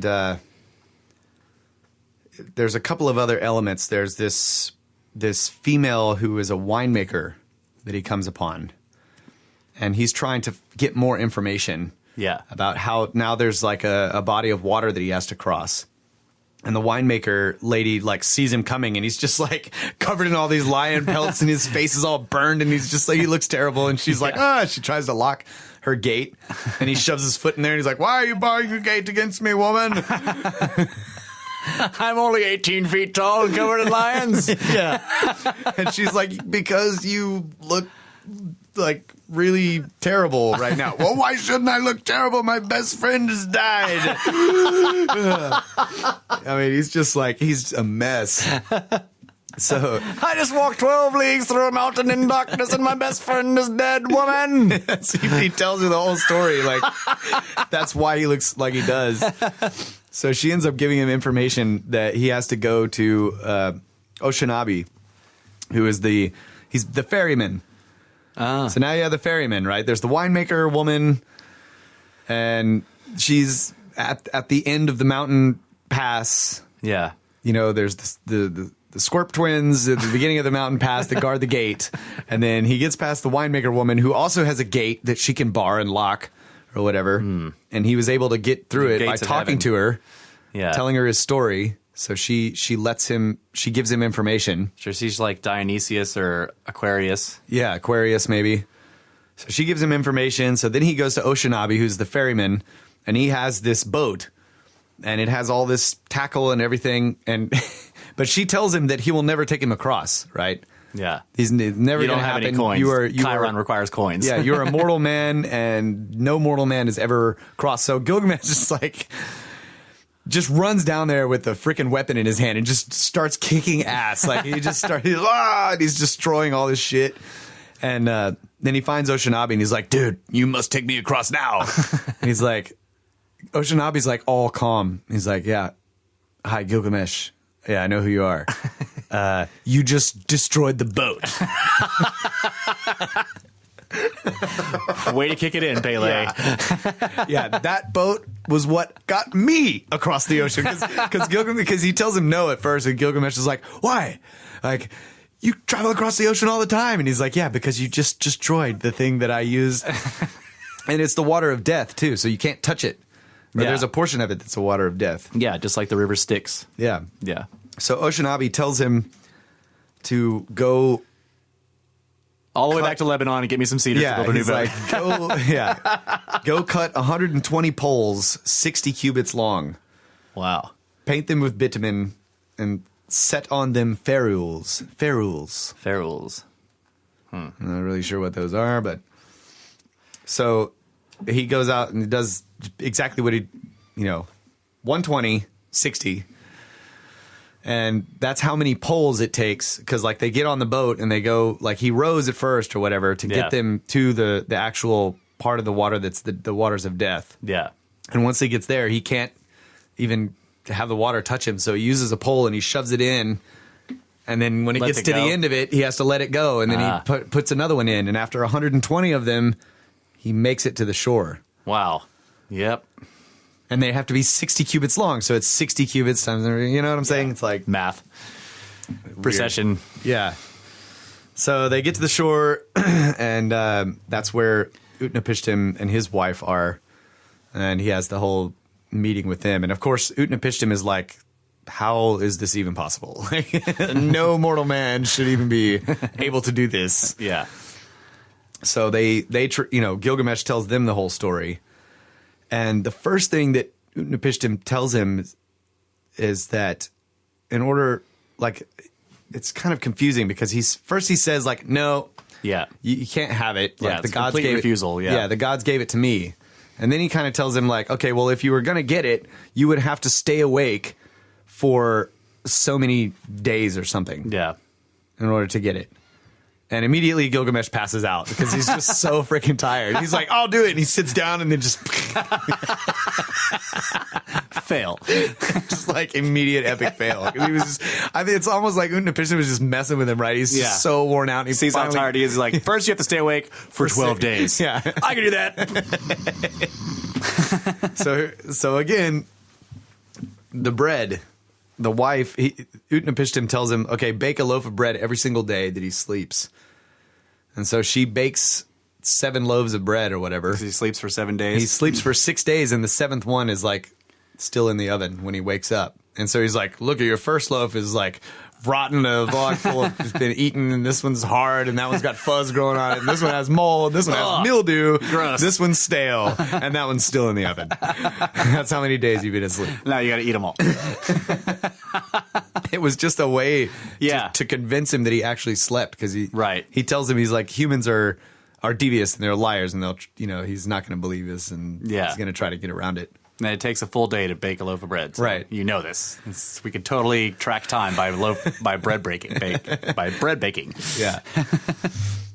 So this is the part where basically Utnapishtim goes and tells the whole story of the deluge. And we've told this story before, but it's, that the gods, it was Enlil who decided that all man needed to be destroyed, and because he couldn't get any sleep by reason of their babble. That's right. And so they decided to destroy the world with a flood. and make everyone swear that they're not going to tell the humans. And Ea, or Enki, decides that he's going to Utnapishtim's house, and he's just going to tell the house. Right. While Utnapishtim is on the other side of the wall. Yeah. If I were you, Wall. And it's a reed house. He's like, reed house, reed house. Pay attention to my words. Don't move. And don't speak. And so he tells him the whole thing, and he tells him the boat to build, which is 72 cubits by 24 cubits. And 7 decks deep, like the top deck and then 6 decks below. Yeah. And each deck divided by 2 portcullises to make a total of 9 rooms, right? 2 portcullises in either direction. Yeah. Makes a Rubik's Cube. Exactly. It's a Rubik's Cube. Yeah, it's 7 levels. Yeah. It's a Rubik's Cube with 7 levels, each level divided into 9 rooms. Yeah. And the dimensions are 72 by 24, which 24 is a third of 72, so it's 1 by 1/3. Wow. Pretty interesting. And 9. So, yeah. Everything adds up to 9. That's right. And with that, we'll take another break. All right. Snake break. So in the break, you guys try to solve a 9 or a 7-level 9 square Rubik's Cube. See how fast you can do it. Yeah, and how he built that out of his reed house. Reed house. I don't know. Yeah. Tear down your house and build this boat. Sell all your reeds and build the boat or something. All right, we'll be back for the rest of the story.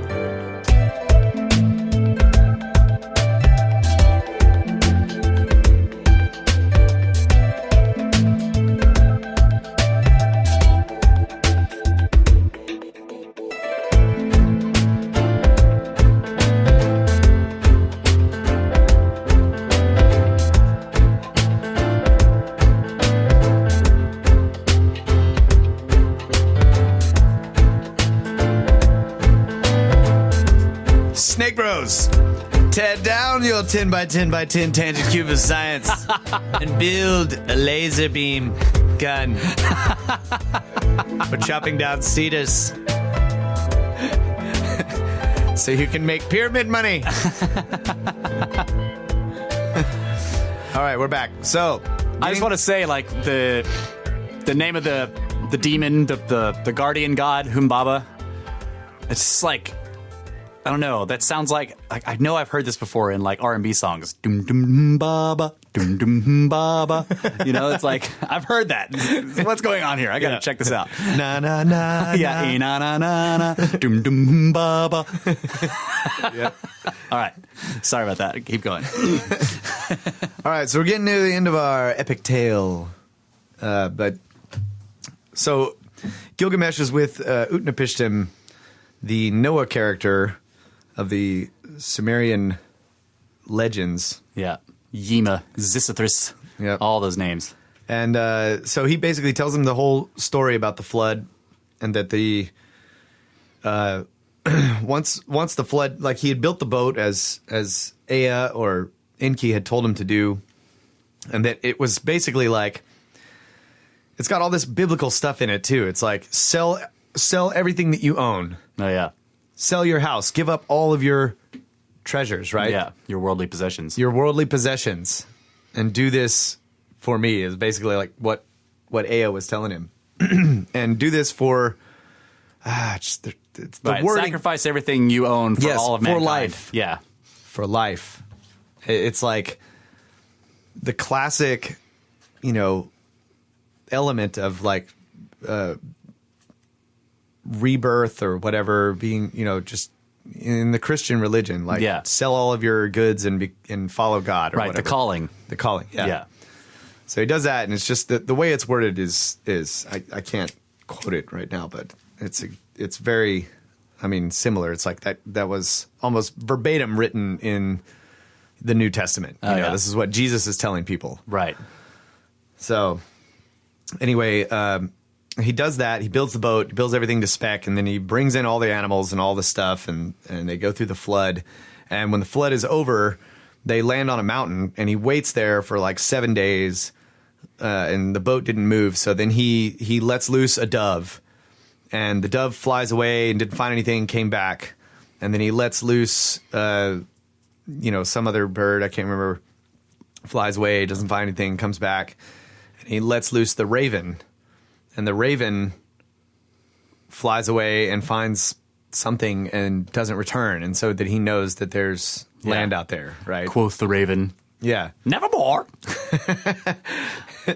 It's weird to me that it's like the dove was the first one and he totally failed. Right. Like he did not come Peace back does with not an olive work. branch. Right. Olives don't grow that fast. Trust me. Yeah. We've been trying to do it and they don't. Anyway, so they come down from the mountain and they make an offering, a burnt offering that they know will attract all of the gods. So they're burning animals or whatever, and the gods all come down and they're like, everyone can come but Enlil. Like they won't let Enlil come, dude, but he wants to come, and he finally does like bust in and Crashes the party. And all the gods bitch him out for what he did. But at first he gets mad because he finds out that, some humans survived. Right. But the rest of the gods were... Yeah, it describes they were incredibly them, troubled by the destruction. Yeah. It describes them as weeping when they found out how bad it was. you know? And that everything they had built was gone, and all the people they loved, and all the places that they loved, Yeah. and exactly. So they chew Enlil out when he gets to the party, and Enlil rages for a little bit about the fact that it goes the other way around. He rages for a little bit about the fact that humans lived, and then the other gods like chew him out. Yeah. For what he did and destroying everything, and that he should be happy that these people preserved. Look at what they brought all the animals and everything, and Yeah. Like, you wiped out all the humans, but you would have had a wasteland of nothing if not for this guy. yeah. Yeah. And he's like mad at Enki, and Enki's like, I just told the reed wall, bro. I just said wall. So Again, that's very fairy tale, the tricking, the whole thing about that. I love those elements of the way that they sneak around their vows and stuff like that. Yeah. So the end deal is basically Enlil makes a covenant that it won't happen again or whatever. It's like same deal, right? Like, hey, check it out. There's a rainbow over there. It's a sign that I made that. I will never do this again. I promise. I mean, by fire next time. I won't do it by water. This is what I meant. So apparently Enlil blessed Utnapishtim and his wife by giving them everlasting life of the gods, and they put them in this garden place that was the far away, they called it. And no mortal man was allowed to go there. Somewhat like Avalon. It's very similar to Avalon. Yeah, I don't know Avalon. The Arthurian tales, like the Isle of Avalon is where the elves dwelt. It was the land of the, not quite the dead, but it was like this hidden, you couldn't get there, no mortal man, so on and so forth, and Arthur is taken to Avalon by Merlin. Yeah. That's cool. So after he's done basically telling him the whole thing, he's like, so that's it. Like, you have to leave now. Sorry, bro. Yeah. Here's that's my story. Get out of here. Utnapishtim gives Gilgamesh some clothes that he says they will not wear at all. Like his whole journey, they will be like brand new. And so I need some of those. He gets him to strip off all the lion skins and everything and bathe himself, and then he gives him the clothes. And then sort of a symbol he's maybe out of mourning too, maybe. Yeah. And he tells Utnapishtim, Utnapishtim tells Oshanabi, the ferryman, he's like, all right, you got to take him out of here, and since you brought him here, you can never come back. Oof, that's harsh. Yeah.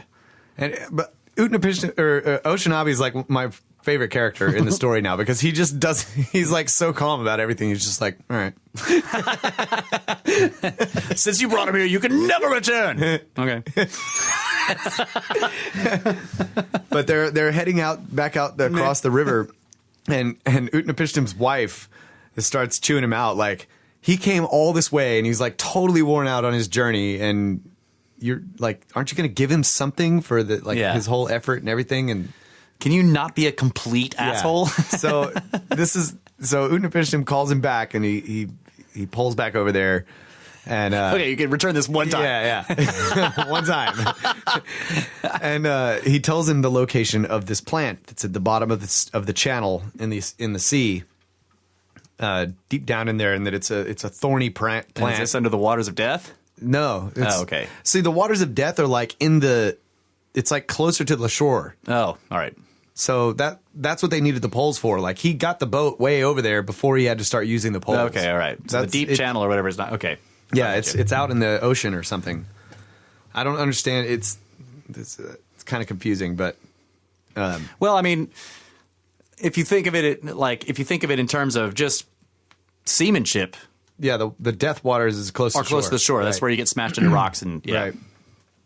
Yeah, that's probably what it was. Like, all the rigs on the boat, and were to handle the deadly waters of the shore. Right, and poles are what people have used. Like you watch the whitewater rafters, they're using poles to keep themselves from smashing into maybe rocks. That's what it is. Yeah. Okay.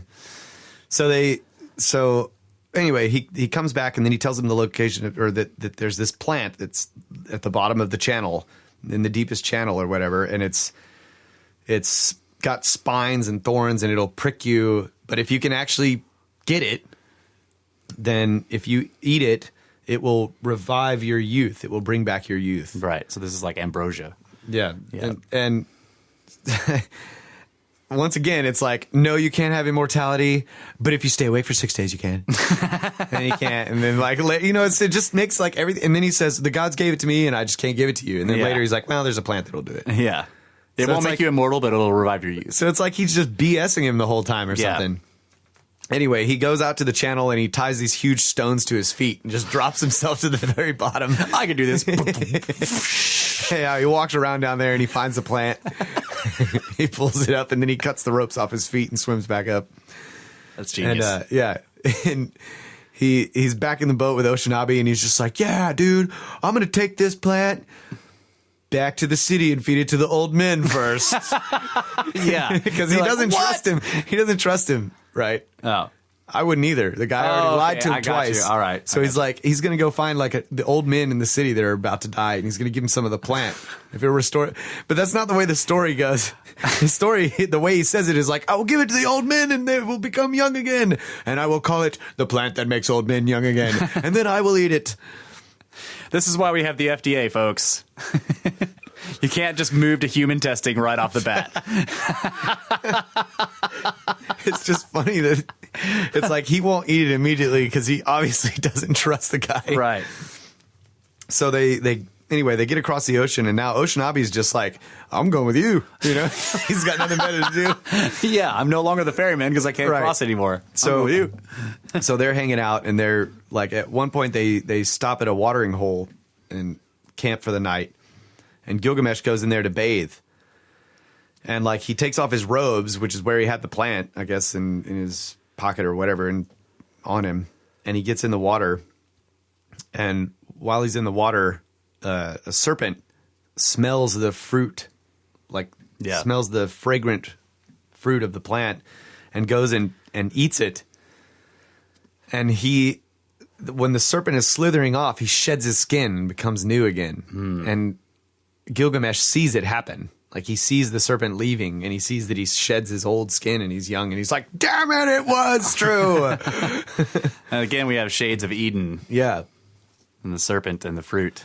So now he's all bummed out because, like, they're way, way far away, and now they can't go back. And so he can't get the plant, and he's just, like, feeling like a total failure. And he's still traveling with Oceanabi, who's just like calmly accepting Gilgamesh freaking out and the whole loss of the plant, just like no big deal.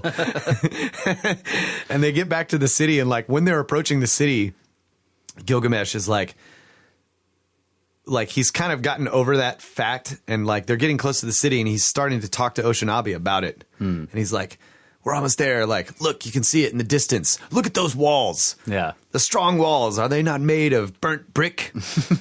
And blah, blah, blah. And he's like describing, look at the foundations and the temple of Inanna, Ishtar. Yeah. And all this. And it's all this stuff that he had built before. And that's how the story ends, basically. And it's exactly how the story began. The narrator of the story is describing the city in the exact same words as Gilgamesh is doing to Oceanabi at the end when they're returning. Wow, that's cool. And he engraved it all in a stone. And that's what we're reading right now. And that was his destiny, was to do all these deeds, do all these great deeds, and build this badass city and build these great walls and the biggest freaking most badass temple anyone has ever built and ever will build for a really long time. Yeah. and engrave all that he did, all of his deeds into a stone. So it's like, this is the part of the story that is analyzed by, I guess, these, these literature people. I don't know what to call them. Yeah. And they're just like, okay, that's freaking brilliant, right? Right. Like the narrator starts out, and it's sort of, goes, the narrator blends right in with the story. Yeah.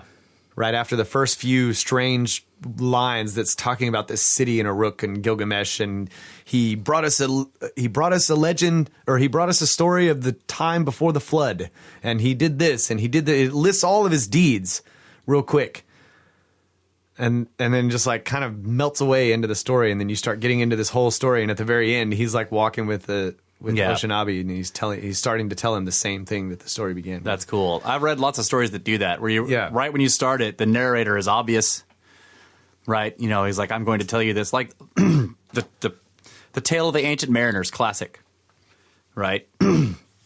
He grabs the man, like the dude's walking through the town at night, he's leaving the bar or whatever, and this haggard, old, sailor comes out of the darkness of an alley and grabs him, and he's like, I'm going to tell you this story, right? And he's like, you've got to listen to my story. And he's like, we were on the high seas and blah, blah, blah. And then it fades into the story, and then the narrator's gone suddenly, and you're just there. And he tells you the whole story, the Tale of the Ancient Mariner. It's like, salam and good evening to you, my friend. Exactly right. The whole idea of the narrator, then he fades away, and then the story just happens. Yep, it's a really, really cool story, and there's just so many. This is what I was saying. There's so many different levels of possible meaning that I think this is kind of, what we've talked about on the show before about mythology, and that trying to put in these sort of archetypes, but also tell something true, and then also have like all these other elements, and then metaphors and everything that can stand for different things in life. And you can compare it to like each scenario is like a different thing that's happened to every one of us in life. Yeah. But also the whole story is like badass to listen to or right. to know. Yeah. Or to tell. It's just, so yeah, it's a great work of art, but that city is there, and those walls are there, and those foundations are there. And Uruk, and it's interesting too, because Uruk is one of the cities that is listed in the King's List, or King List. It's not the Gilgamesh first one. is listed in the King's List. Yeah, it's not the first one. When kingship first came down from heaven, it was in Enkidu. Well, okay, Gilgamesh says that the foundations of the walls he built were built by the 7 sages. Oh. They were laid by the 7 sages. Oh, man. So the tale of the 7 sages is connected to Utnapishtim and Sisyphus. Yeah. So that city is old. And then Utnapishtim also tells him that this time before the flood that he lived, there was a city there on the banks of the Euphrates. And this is a pre-Diluvian city. Antediluvian city. I'm sorry, antediluvian. Let's see if I can find this. The 7 sages is very well detailed in the Tale of Manu, which is the Indian story. Utnapishtim lives in Dilmun. This is the place of the sun's transit east of the mountain. This is not the city I'm talking about. I was just going back to when he goes through the mountain. Right. East of the mountain. Yeah, it's called the place of the sun's transit. Right, so he has to go through the mountain and beat the sun. Yeah. It's called Dilmun. But let's see. Dolmen. Yeah, Dolmen. I think I can find this. Yeah, Manu, the 7 sages are very well featured in the story of Manu, which is the sort of like Hindu or Buddhist version of the flood. Manu has the fish, and he saves the fish from it's a tiny little fish or whatever, and he saves it from the wild ocean, and he keeps it in a little jar. And soon it grows too big for the jar, and he puts it in a big pot. And as soon as it grows too big for that, and he puts it in a tank, and then soon it grows too big for that, and it tells him to throw him into the ocean. The fish says, throw me into the ocean, and for saving my life from the denizens of the sea, I will later save yours. And then, like Manu, later, of course, the flood is coming, and the fish comes and tells him the flood's coming, and tells him to build this enormous boat, and then to tether it to his horn. The fish has this horn. Yeah. Tether it to his horn, and he will guide his boat through the cataclysm. And Manu is told by the gods to get the 7 sages onto the boat. So and all the animals and the seeds of everything. But the 7 sages are the most important because they carry all the knowledge. Yeah. Yeah. So it says it was the foundations of the city were laid by the 7 sages. Wow.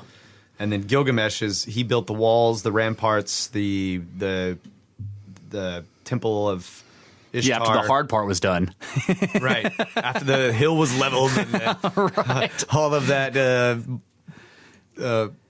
of that granite was cut to the contours of the sediment. Okay, so the Shurapak is the name of the antediluvian city. It was on the banks of the Euphrates. Yeah. That he lived in. That's another one of the king list cities. Yeah. Yeah, so there's all this, I mean, definitely real shit in the story. Yeah.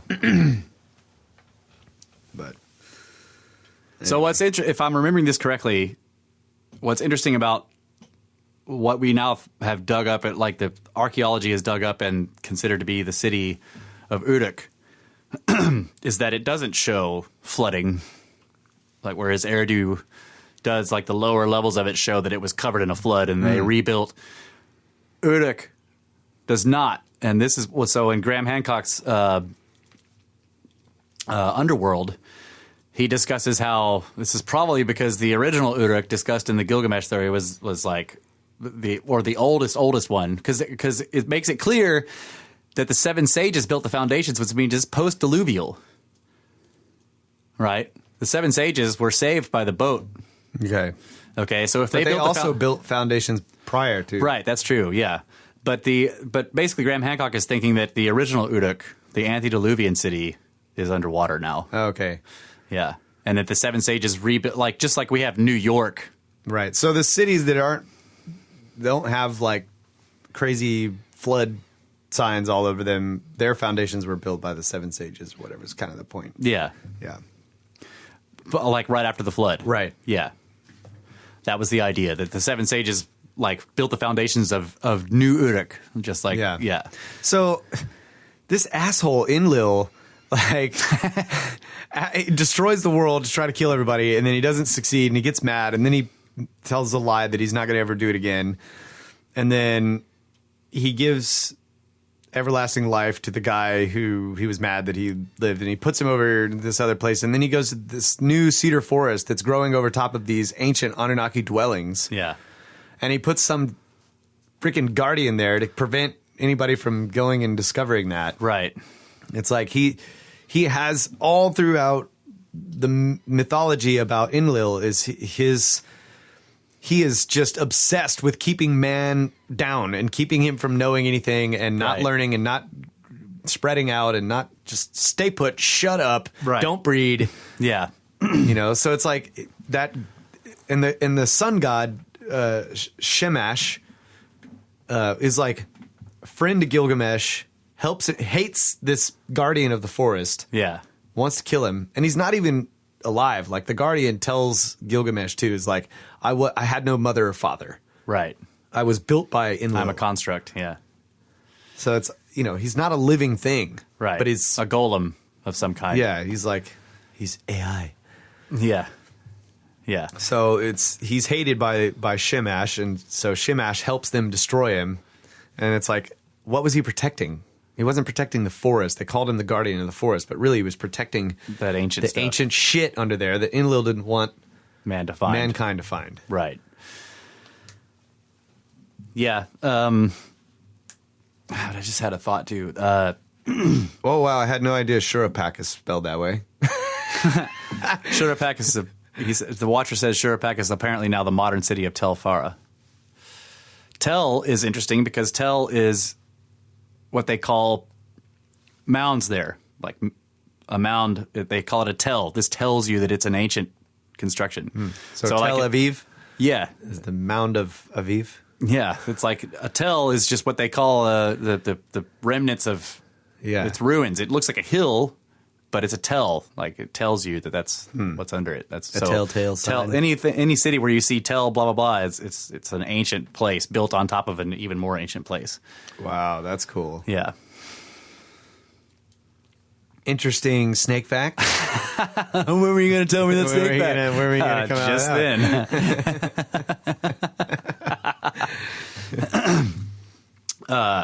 All right, so what do you got? Or did you throw in all of your No, I didn't surrounding... I didn't throw in all my surrounding stuff. So the let's see, how do I organize? I just had an idea and I just lost it. I was waiting for you to finish and trying not to interrupt you, and I completely lost it. Damn it. But so there are, like, we talked about there's this, like, very new evidence of this impact that basically chips the top of a mountain off. Like, there's no crater, but there's this enormous avalanche that brought down, like, and it covered everything beneath the mountain, like, within 500, they were saying, like, 500 meters of material. So nobody's dug down beneath it, but there's this avalanche, and they could see it. And they know that it's this deep before it gets to the paleo surface, basically whatever the ground was before this happened. And there's no crater, and it was not a volcano. These are like not volcanic mountains. So something clipped the top of this mountain, and they're basically, the guy has, like, I can't remember who it was, but the research is basically showing that it was probably some object from space that comes in, never touches the surface of the earth, but like a bolide sort of. Yeah. And it may have exploded in the air because it hits the mountain and blows up. Yeah. Right? And the mountain just falls on everything beneath it on that level. And of course it'll be raining down fire. So I had the feeling that the dreams in the epic are actually a more realistic expression of what happened. Like they're like, you know what I'm saying? It was almost like these dreams are the most realistic, unpoetic, except for the axe. The first one about the meteor, I see that part, But the axe in the city square is very metaphoric, symbolic, Yeah, that's true. But then the other ones that he has about, like, before they fight Humbaba with the mountain that falls and the sky is raining down and just there was violence and pestilence from the sky and all this just crazy shit happening and the whole world is, like, being destroyed or whatever. Yeah. I'm like, he's describing things that happened in the deluge, right? Right. He's having dreams of the past, but he's associating it with the fight they're about to go have. Exactly. But it's actually this is the way of inserting in this story, just like they inserted the flood, right? Yeah. The other thing I wanted to say, this is what I was going to say. And the meteor, that was okay, go ahead. I'm going to forget again. The whole thing, again, I kept the fairy tales thing. I've done all this reading on fairy folklore. Right. And I really haven't gone into, I want to one day come down here with the book and go through some of these stories. But I need to mark the ones. But anyway, you need to do that. The fairy tales, the way these folklore tales, like, weave in things like this, the way they trick people with what looks like a blessing and is a curse. Yeah. So when you're telling the story, the part about Enlil comes to the party when he's not invited, and everyone's like, "Hey man, F you, because you tried to kill everything," and he's like, "Oh, they all should have died," and then they all act mad, and so he's like, "Oh, okay, you're right. Yeah, I promise I will never do it again by water, and I will give you everlasting life." Ooptim Fishtim. That's a curse for a human to live forever. And you're the only one. In all the fairy tales, immortality is a curse. It's one of those wishes that you shouldn't wish for. The person who gets it is never happy. Yeah. So what I'm saying, they know dies, and and you're like, you can't die. Yeah. Immortality is different from having a plant of life that will rejuvenate, because you can choose eventually to stop and to age naturally. But if you're immortal, all the eons of the universe are yours to look forward to in this physical existence, never changing. Never being able to do anything. Like the gift of prophecy is the same way. So, like, there's the whole story of the woman who's cursed, but she's cursed by one of the goddesses of, this is a Greek myth, it's one of those deals where she's like the greatest weaver or whatever in the world, and like, but Athena's the goddess of weaving, and Athena's like, well, I'm actually better than you, and this woman's like, okay, well, let's weave duel, and she wins, and Athena grants her the gift of prophecy, but the curse of it is that no one will ever believe her. Right? See, that's straight up like the way Inanna would, quote unquote, bless people. Right. That's what I'm saying. So like all these elements that I'm seeing in here, like the way that the gods are like, they're just petty and and vindictive, and like the Watcher was saying, like, Gilgamesh says, no thanks, I don't want to marry you because you'll kill me, and she's like, I'm totally going to kill you for saying that, right? Like basically it's what? This is a lose situation here. If you marry her, she's going to kill you, and if you don't marry her, she's going to kill you. I love it. Enkidu just like rips off the leg of the bull, throws it in her face.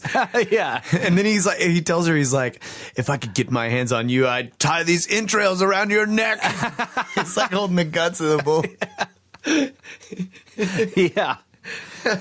Yeah. So there's some element there also in the, okay, so we have also the Babel story, right? So you have this whole like, oh, I can't sleep by reason of the Babel, right? Yeah. Well, there's the story of like, if you look at the biblical Babel story, what's happening? They're building a tower. And everyone's speaking the same language. Right. Or these two powerful civilizations have joined forces. Yeah. And they're speaking the same language, and they're building the tower, and they must scatter them. Right? Yeah. The humans are getting too powerful. That's the same thing with like Enkidu and Gilgamesh. They're too powerful when they're allied. Together, yeah. Yeah. And like one starts to wuss out, and the other one's like, no, man, come on, we can do this. And then the other one's like, yeah, you're right. The other one's like, wait a minute, I don't know. He's got a giant eye, and he's got all these things. No, man, come on, we can do it. Yep. So then I'm thinking of Göbekli Tepe, because I was looking at Göbekli Tepe again, because the whole place is very... It's timely. It's like, I'm thinking of like the end of the Ice Age and the whole deluge, and then you have there's the whole like twin or two brothers or whatever, and then like if you look at the Romulus and Romulus and Remus, and like how they were wild men and they were raised by wolves, and then they come out of the forest and they found Rome, right? And I mean, that's almost the same deal as Enkidu, because he's like sucking the milk of animals. That's the only way he can eat. Right. And then he comes out of the forest and eats bread and drinks wine. And the Romulus and Remus story is that the mother wolf fed them with her milk. Yeah. Like raised them on her milk, right? So they were weaned of the milk of wolves. Like, yeah. So, but I'm looking at the Göbekli Tepe thing, and the T-pillars, the two giant ones in the middle. And they're anthropomorphized, and they're together, and one has the fox pelt, the trickster. Does one have an axe? Yeah, they have weapons, but they're kind of... One has these H's, and then he has got the belt, right? And I was watching Andrew Collins. He was giving this... The other one has the front flap, which is the fox pelt. Right. So the fox is the fox, or canines in general, have been associated with comets. Okay, in ancient mythology and ancient symbolism, a canine, a dog, right? So you have Anubis, right? Yeah, he's the guide into the land of the dead. Yeah, well, also like the dog is like the follower, like so a comet coming in is like dogging you, right? And then if you look at just the pure symbolism, you think of a fox. The comet has the head and then this big bushy white tail. Yeah, exactly. That's all you see. Right. This little tail like. Right. You see the fox. Yeah. But Andrew Collins what does it say, though? What, the fox? Yeah. It screams like a woman in the middle of the night. But Andrew Collins was pointing out on the Göbekli Tepe T-pillar statues that one of them has this belt buckle, right? Yeah. And he shows you how the belt buckle is this triple U shape. Mm-hmm. And then he shows these pictures of comets that people have taken recently, comets that are coming into the solar system, and they have the same Bow-Shock triple U shape in front of them. And he's like, could this be what this is? Because like Göbekli Tepe seems to be a memorial of the destruction. They have all these extinct animals all over it, and then there's these two giant human figures that are standing together, but they're standing together, but they're slightly back to back. This is another thing that made me think of Enkidu and Gilgamesh, right? Yeah. The two central T-pillars are not perfectly parallel. Yeah. They're tilted slightly, like they're standing kind of facing out, like they're back to back with each other, and they're both badass, and they're like they got their hands on their belt buckles, and like one of them has the fox pelt, and like there's all this symbolism of the destruction, but the two like demigods that were the protector of all the other smaller T-pillars around them, the humans. Yeah, surrounded by lizards and snakes and birds and pumas. That's right. And so I was thinking of that, and like Upaut, the older Egyptian name for the dog, Anubis, Upaut, which Gantenbrink named his robot that went up the shafts. But then there's the Norse legend of Fenris or Fenrir. Fenrir, yeah. Right? Fenrir is a dog that like shows up in Ragnarok, the end of the world, the doom of the gods. Fenrir comes from the sky and like has all these pups, and just does all this fire and destruction. Yep. So again, you have the comet symbol. It's and the giants will rise up to fight the gods in Ragnarok. And like it's just all this strange imagery. But in this story, Gilgamesh, you have these giants fighting the gods. It's like there's so many similarities across all. This is what I was trying to research. I wanted to look at other myths that I thought could tie into or match with the Gilgamesh thing. So Fenrir is a big one. And like the whole like the giants will rise and fight the gods, and this is the doom of the gods. It's the doom of the gods. Isn't why is Ragnarok also the ferryman? Anubis is who's the ferryman in the Egyptian? I don't know if there was a ferryman, or maybe there was, but I can't remember. But I know the Greeks had a coin or something. Yeah, the Greeks had his name was it's not Chiron. That's what I always think of. It starts with a CH. Watcher, can you find that? Who was the Greek ferryman for going across the river Styx? I'm sure it was Anubis in Egyptian. Yeah, because he was on the boat, like those huge boats, right? There's like the whole deal, like he takes you, he leads you the on barks, the boat. Yeah. solar boats. Yes, solar boats. And you have to go the path of the sun. Yeah, blah blah blah. Charon, Charon is the name of the Greek. And he's the ferryman, and so that's why they would bury the people. They would put the two coins over the eyes because that's why you paid the ferryman. Yeah. The other thing I want to know, he must have had a shitload of gold. Have you ever heard of Oceanabi? And I don't know how his name is spelled either. Oceanabi.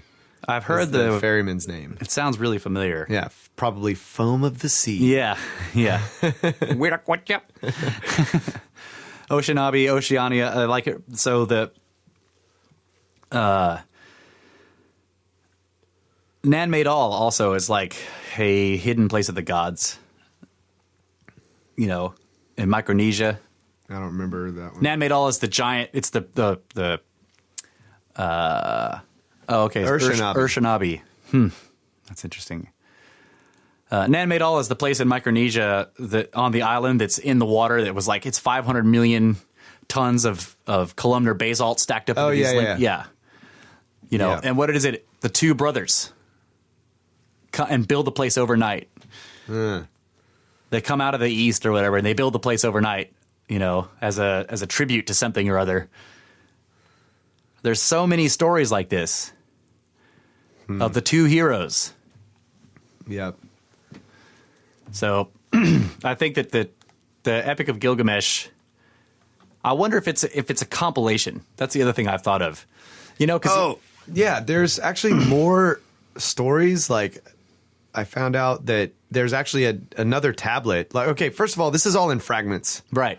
Okay, so there are missing parts of the story, and some of the fragments have been found in different places and whatever, and compiled from libraries. And I mean, but all the best pyramids are gone. Yeah, maybe so. I mean, there's it's a pretty good form as it is right now. But there's another tablet that's after the end of the story. Okay, and like an epilogue. And Enkidu is back. Like he's there, and like something happens with the underworld. Like somebody steals something and takes it to the underworld, and Gilgamesh is like, "Oh my god, I'll never get it back." And Enkidu's like, "I'll go get it." And so they plan all this stuff, and Gilgamesh, like, they work out this whole plan, and like Gilgamesh is teaching Enkidu about all the different things. Like, okay, first, bro, don't eat anything. Don't wear any of their clothes. Blah blah blah. Like all this fairy tale shit. Yeah. And then Enkidu's like, I got it, bro. No problem. And he goes down there and he doesn't come back. He gets stuck, right? He's like, that food looks good. Oh, give me those clothes. Oh. Yeah.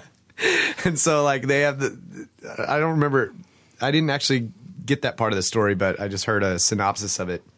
But I think Gilgamesh ultimately has to go down there and save him. Yeah. That's also a classic story that's across the ages and across the civilizations of like somebody is in the afterlife or in the underworld, and someone who's still alive goes to like can't handle it and goes to retrieve them. And like it's sometimes it's lovers, sometimes it's gods and goddesses. Like Hades steals Persephone.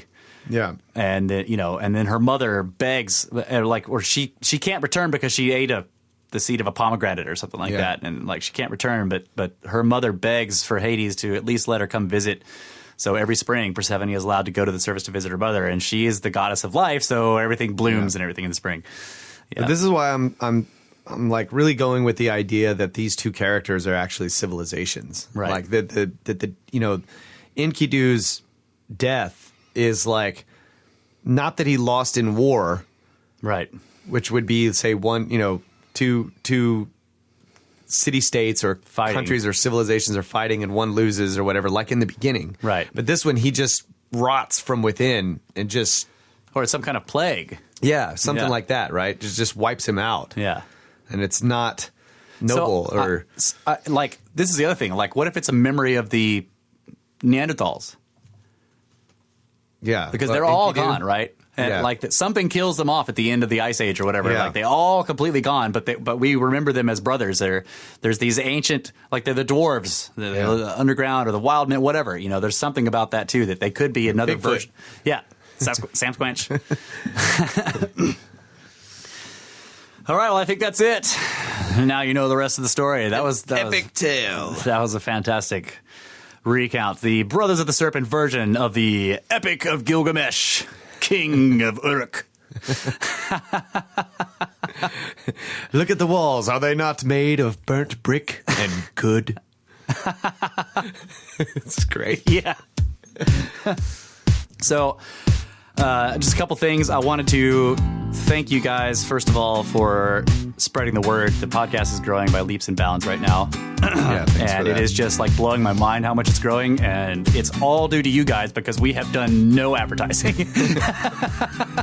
So thank you all very much. We are about to cross the 10,000 downloads threshold. Like, that's just blowing my mind. Like, Heck yeah. 10,000 unique downloads of the shows. That's amazing since we have done nothing but you guys have done word of mouth. That's awesome. And we have, the website is getting hits from everywhere. It's amazing. Like, that's cool. There's like 500 views of the website yesterday. Like, that's Whoa. a lot for us. Like, that's a lot. This is a big deal for us. So I just wanted to thank you guys so much for that. We have a 5-star rating on iTunes. Like, everyone who has given us a rating on there has given us 5 stars. So, and it's not just like 2 people, it's more than that. So thank you guys very much. Like, it really is looking good. I thank you guys so much. And that's basically it. So thank you very much. And good night, Adamu. Good night. Get back to work.